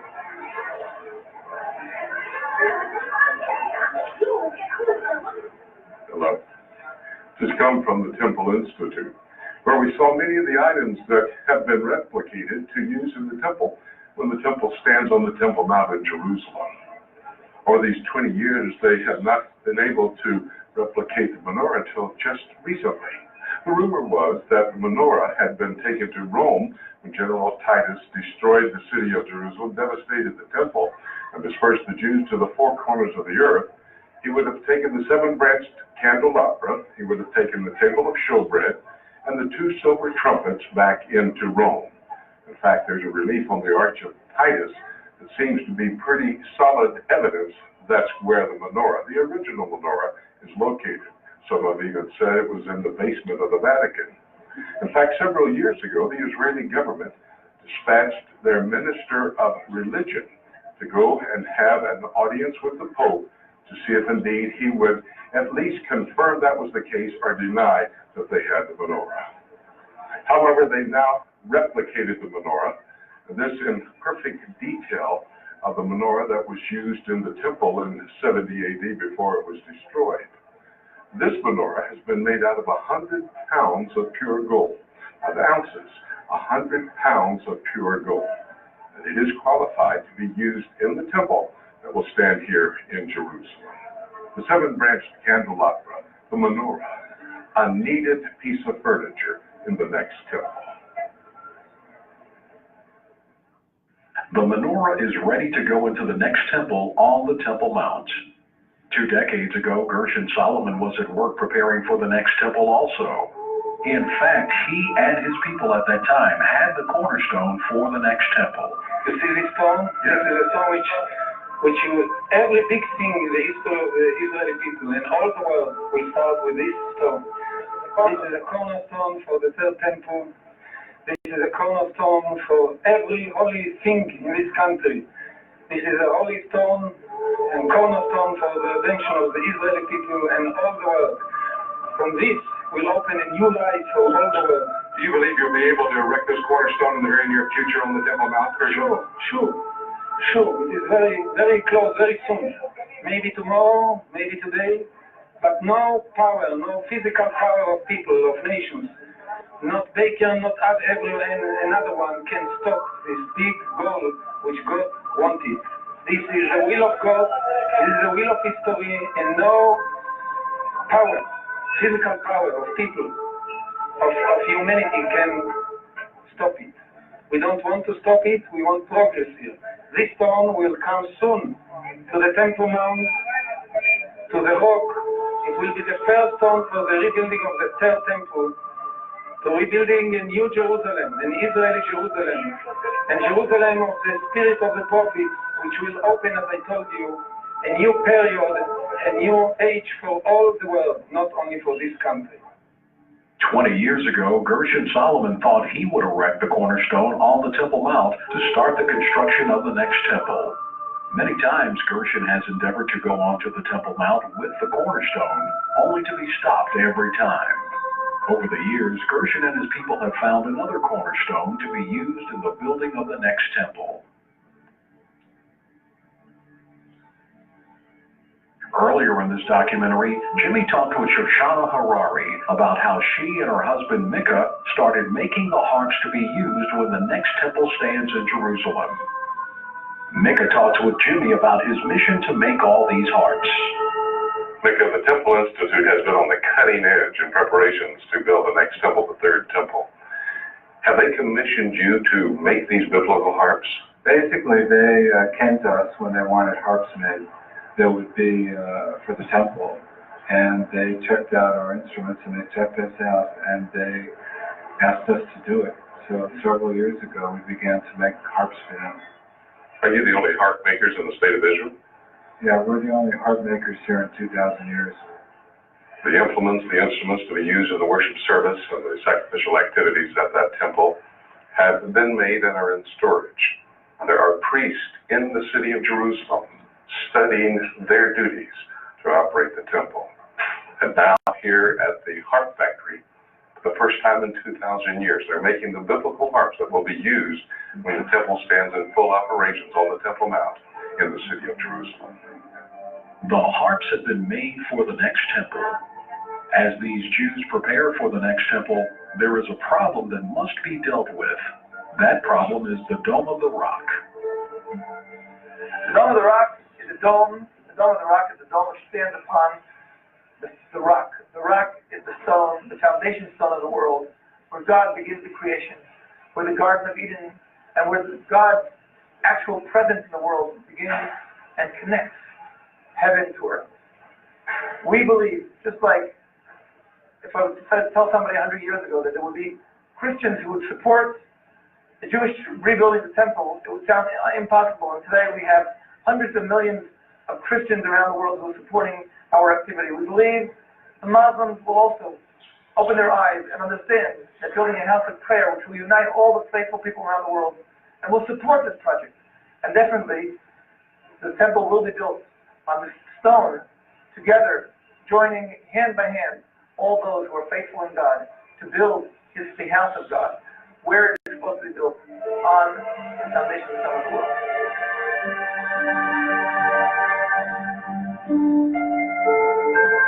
The main obstacle, no matter what we talk about we don't have people trained or we don't have these vessels, the real obstacle to rebuilding the temple and reinstituting the divine service is this golden dome that you see behind me. I don't know how it's going to be removed, but it will be removed. This is one of those things that I have to do what I can do. If I can rebuild vessels, I have to recreate vessels. If I can train priests, I have to train priests. I can't remove that dome on my own, but I can pray for God to do it. And however he decides to do it, that's how it'll be done, and it'll be done in his time. Once the Dome of the Rock is removed, the Jews can actually start to worship there. The actual process of worshiping God is actually very simple. Within a few hours, we can build an altar. We have built one here in the Institute, and we are ready to build one on the location on the Temple Mount. The building of the actual temple itself is a longer procedure.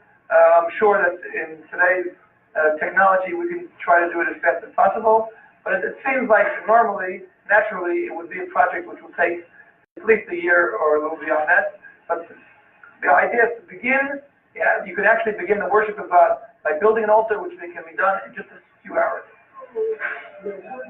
However, before the worship on the Temple Mount can resume, the men who will lead that worship in the next temple must be trained. Why the need for a school to train the priests and the Levites at this particular point? The day is coming very close when on this hill back of me there will be the third temple, as prophesied in the Bible. And when that day comes, the priests and the Levites must be prepared. We have to remember that for 2,000 years, the Jewish people not only have been removed from their homeland, but they've been removed spiritually as well. For 2,000 years, there's been no service in the temple itself. And when we talk about service in the temple, we're not just talking about an aspect of a level of importance as A to Z. We're talking about really everything that's connected to the Bible. 2/3 of the Bible talk about, God has given us commandments about the work in the temple itself. And that's why it's so important. And the day now has come finally to prepare these priests and Levites for their particular job. Take an average priest from the street or a Levite and bring him up to the Temple Mount. What will he be able to do? What will his reaction be? How will he be able to bring the sacrificial blood and sprinkle it in its right place? How will he be able to bring the wine libation to its proper place if he's not prepared? What we are doing for the first time is opening the academy for the Levites and the priests in order to prepare them for this particular day. We're making an exact scale, 1-to-1, exactly the way the temple stood. We're starting with the altar, which is the main aspect of the temple service. And the altar itself, what by itself was a project. It reached the height of 5 meters, 32 meters across. And on it, the priest will practice exactly how to slaughter the animals, where to throw the blood, where to throw the water libation, and all the aspects of the service. So when the time comes, they will be prepared in order to start the work in the temple in Jerusalem. The man who started the movement to rebuild the temple on the Temple Mount in Jerusalem is Rabbi Nachman Kahane. Jimmy talked to the rabbi recently about the reforming of the Sanhedrin. Several years ago, I know on the shores of the Sea of Galilee in Tiberias, they reformed those 70 men together who were known 2,000 years ago as the Sanhedrin. Am I correct? You were a member of the Sanhedrin, were you not? Head of it. You were the head of it? And are you still involved? No, not involved anymore because they were not as proactive as I thought they should be. They didn't deal with issues which I thought were very important and became sidetracks with me on issues which are of secondary importance. And since life is short and we have to live every day to its fullest, I didn't want to waste my time on things which I thought were not so important. But the idea remains to renew the Sanhedrin is certainly in itself a great idea because of all Israel as it was renewal. The Renaissance of the Jewish people's life on earth in Israel. If I'm not a member of it, we can carry on. Life will carry on after a long time. I won't be and all kinds of things. I wish them well, but it was not, as I said, not as aggressive as too big a word, proactive as I would want to be. The Sanhedrin, the 70 wise Jewish scholars who manage the operation of the temple, have been reformed. In recent days, those qualified to be priests in the next temple have been measured for the priestly garments. In the past few years, we've been fully involved in preparing vestments ready to be used by the priests. Say over 50 priests, descendants of Aaron, have already purchased a set of clothes for themselves, ready to be used. As soon as we build the temple, we are encouraging many, many more descendants of Aaron to purchase their set. We have a set of clothing, garments for the high priest, ready to be used, including the golden crown, including the blue royal robe, including the stones of which the tribe, the breastplate stones, which will show how the high priest represents God in front of the people, represents the people in front of God. Those vestments are ready. Now we are trying to get as many people, touching the hearts of as many people, to get more and more people involved in this project, because it's not a project of one simple organization. And we're trying to tell each and every one of you, come and be part of what we're doing. If you're a descendant of Aaron, a priest, you can purchase a set for yourself. If you want to be part of the altar building, if you want to be part of the actual building of the temple, of the architectural planning, of the teaching, Temple Institute is opening its gates for all those who want to be involved in what we're doing.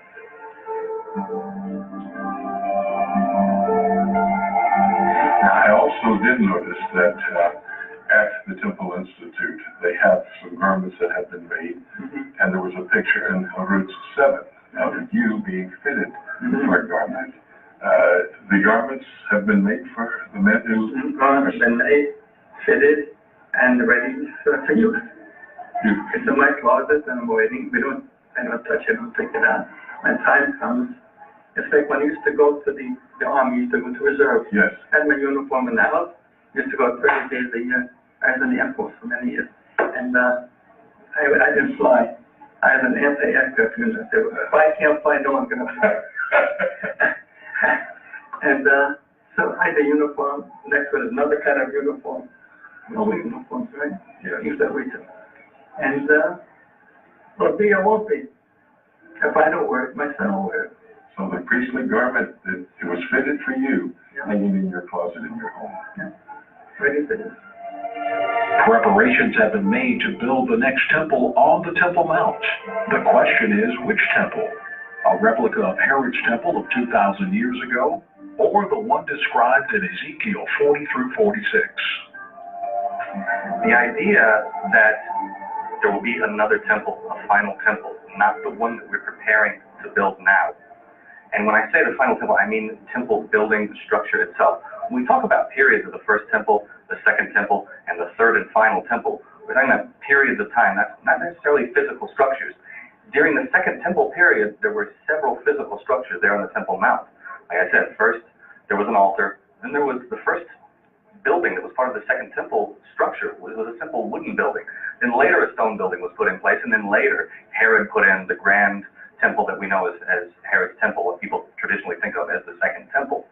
The same is true with the third temple. We have to build, by Jewish law, the rabbis have told us to rebuild the temple according to the plan of Herod's temple, what we had in the second temple. But we know that in the future, when the Messiah comes, we will have Ezekiel's temple, which is on a much more grandiose scale. And this is exactly what was done when the captives returned from Babylon and built the second temple. They incorporated all of the ideas that they thought they could understand or that they could physically accomplish from Ezekiel's plan. They incorporated that into the building of the second temple. What they couldn't understand or what they knew they couldn't physically accomplish, they left over for when the Messiah would come and build the final temple, the one envisioned by Ezekiel. Next, there will be a temple like Herod's temple of 2,000 years ago. Then later, there will be a temple as described in Ezekiel 40 through 46. Now that all the preparations have been made for the next temple, the leaders of the Temple Institute are even teaching the Jewish children about that temple.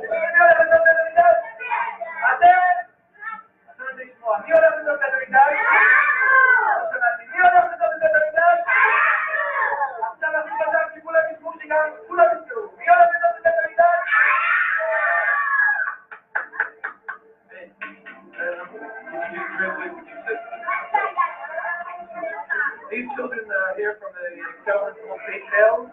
As we know, Beit El is where Jacob receives his dream and he sees the angels going up the ladder up to heaven, connecting heaven to earth. As our sages explained, connecting heaven to earth means and these children, I asked them, who do you think will be building the temple? And they said, we. And I said again, who do you think will be building the temple? And they said, we. And then the third time, who do you think will be building the temple?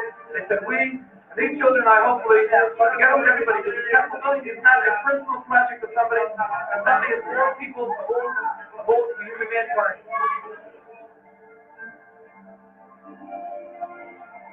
Do you believe that we, you and I, are living in that time when the temple will stand in Jerusalem? I think I feel I'm going to see the temple. It's going to happen so quickly. See, God works in lurches, and then his time spans of nothing happening, and there's a lurch of history. We're letting indulgence now a little bit, but we won't feel, at least in Israel, that on the steam of history, something's happened. It's not a stable world. Something's going to happen. It can't last much longer as it is today with the economic turmoil and the social, political turmoil in the world. And religious turmoil, and with the movement of Islam over the world, something's happening, and one happens very quickly and very dramatic. And I have a feeling inside that I think I'll be about to see.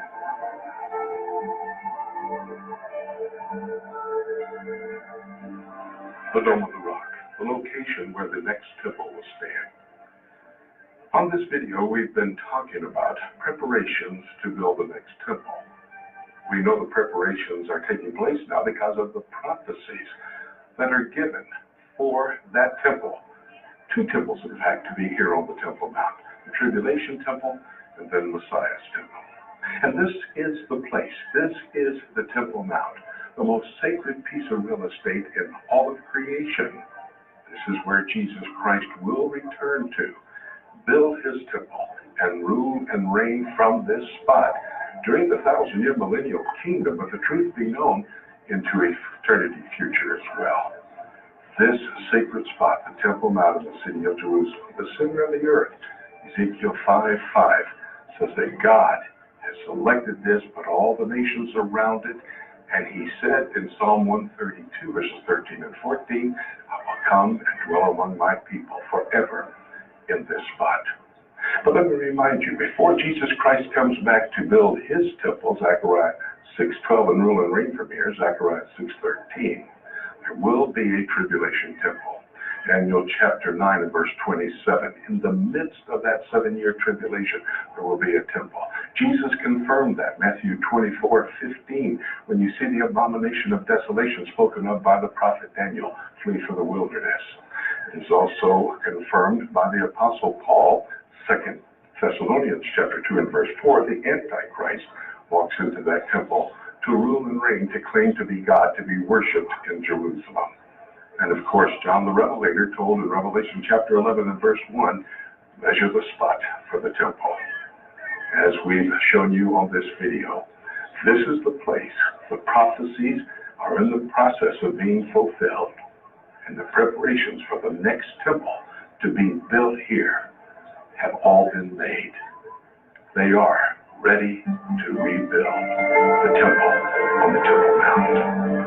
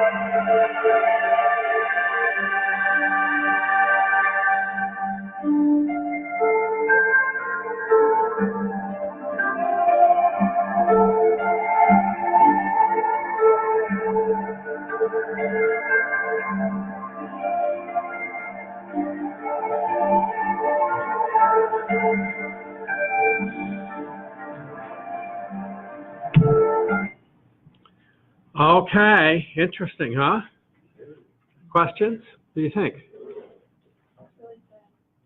Okay, tell me why you think it's sad. Because they keep wanting to go back to the way it was. Yeah. And they realize that they don't have to do that anymore. Yeah, they don't realize.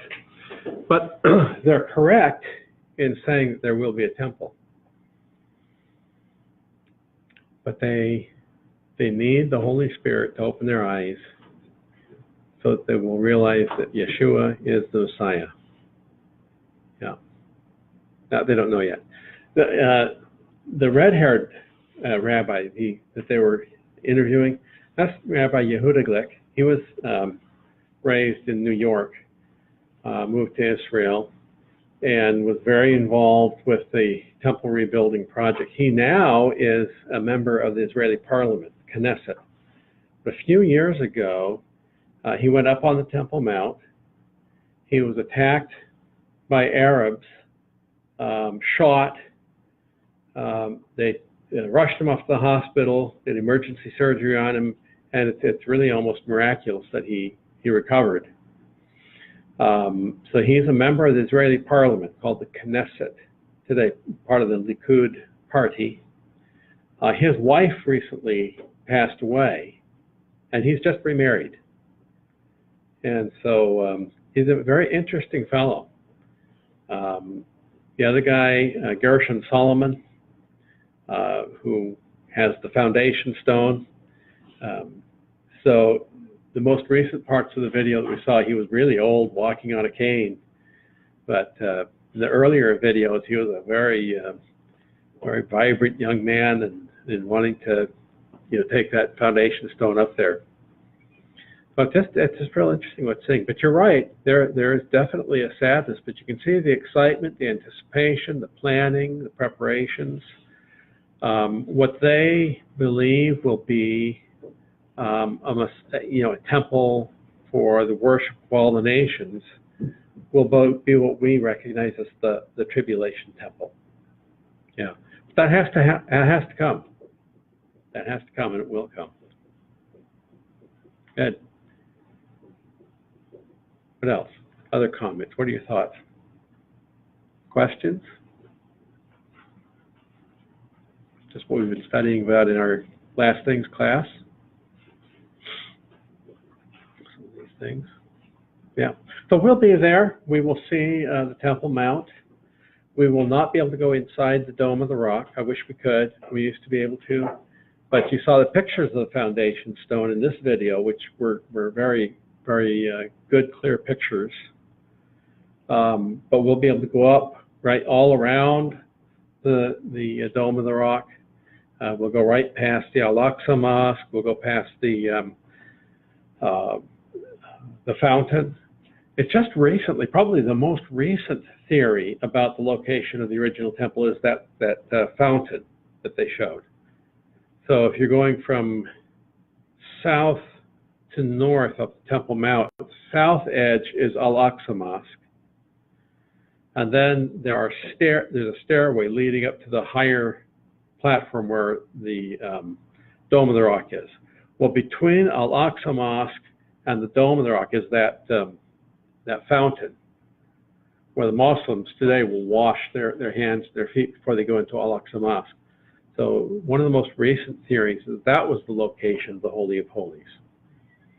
One of the reasons that many Jews will not go up on the Temple Mount is because they don't know where the location of the Holy of Holies is for sure. And they don't want to desecrate the site by walking over it because they're not priests, they're not sanctified, they're not, and if they were, even if they were priests and were sanctified, they would have to be going up in the proper way according to Torah. So some very religious Jews will not go. Years ago, none of them would go. In fact, all the rabbis in Jerusalem said it's not lawful for any Jews to go up on the Temple Mount. They can only come to the Western Wall. That is really changing. And just in the last few years, there have been record numbers of Jews ascending up onto the Temple Mount. And that's created quite a few conflicts with the Arabs up there as well. But it's it's fascinating. It's interesting to see. So we'll be there in just a couple of weeks. Okay. Okay, everybody ready? You ready to go? I'm ready for the plane to take off tomorrow. But we got to wait a whole another week. So 4:30 here at Shasta Bible College. If you're going to go with us here, 5 a.m. at the airport. We will fly from Reading to San Francisco, have a brief layover in San Francisco, not very long, just about long enough, and then we'll board our flight. We'll be flying from San Francisco to Newark, New Jersey, and where we'll board another plane. From Newark, we fly straight to Tel Aviv, nonstop. Now, on the way back, actually, we're flying straight from Tel Aviv to San Francisco without stopping. So that's actually kind of nice. And, well, we have to leave at a pretty horrible time in the morning. When we get back, it'll actually be a pretty nice time. I forget, what time is it when we get back to Reading? About 9:30. About 9:30 in the morning. So if you have somebody who needs to come and pick you up, that's perfect. And then you've got the whole rest of the day to kind of recuperate, try to get adjusted to the time schedule. And we'll all be rejoicing and thrilled with all the things that we've seen and all of that. You who are students taking this class for credit, you want to make sure that you have some kind of a notebook or something to keep your log, your journal in. And then that will be due 2 weeks after we return. Okay, you have two weeks to kind of get that all put into shape and then submit it to me. And then I'll go through it and I'll return it to you after I grade it. Any questions? So will we meet, will there be a class period after the Israel trip at all or not? Okay, after the Israel trip, we actually will have a chapel for everybody to share, but we won't be meeting anymore as a class. So the 6th quiz, unpopular. Don't worry about it. There's no quiz. No quiz. We're done taking quizzes. The only quiz now left is the final exam. So that's on the Sea of Galilee. You go out in the middle of the sea, you step over the side of the boat, if you can walk on water and get back to shore safely, you get an A. If you only make it halfway before you drown, you get a C. If you drown right away, you fail the course. But yeah, we're done taking tests. The only remaining thing is the journal, and actually going on the shore, of course. Okay, let's pray together. Our Father in heaven, again, we thank you for your goodness, mercy, grace, kindness, and love. And we are looking forward with great anticipation to this trip. Lord, we thank you that the snow and all that we got here in Redding was this week and not next week. We do pray for good weather for our trip over to Israel. Pray that you go before us and prepare our way. We thank you also, Lord, for the good rainfall that Israel's had this rainy season. And we pray, Father, for good weather for our trip while we're there. We pray for the other members of our tour, many of whom are traveling to Israel even before we get there. Pray that we'd all make it there safely and get connected up in Israel.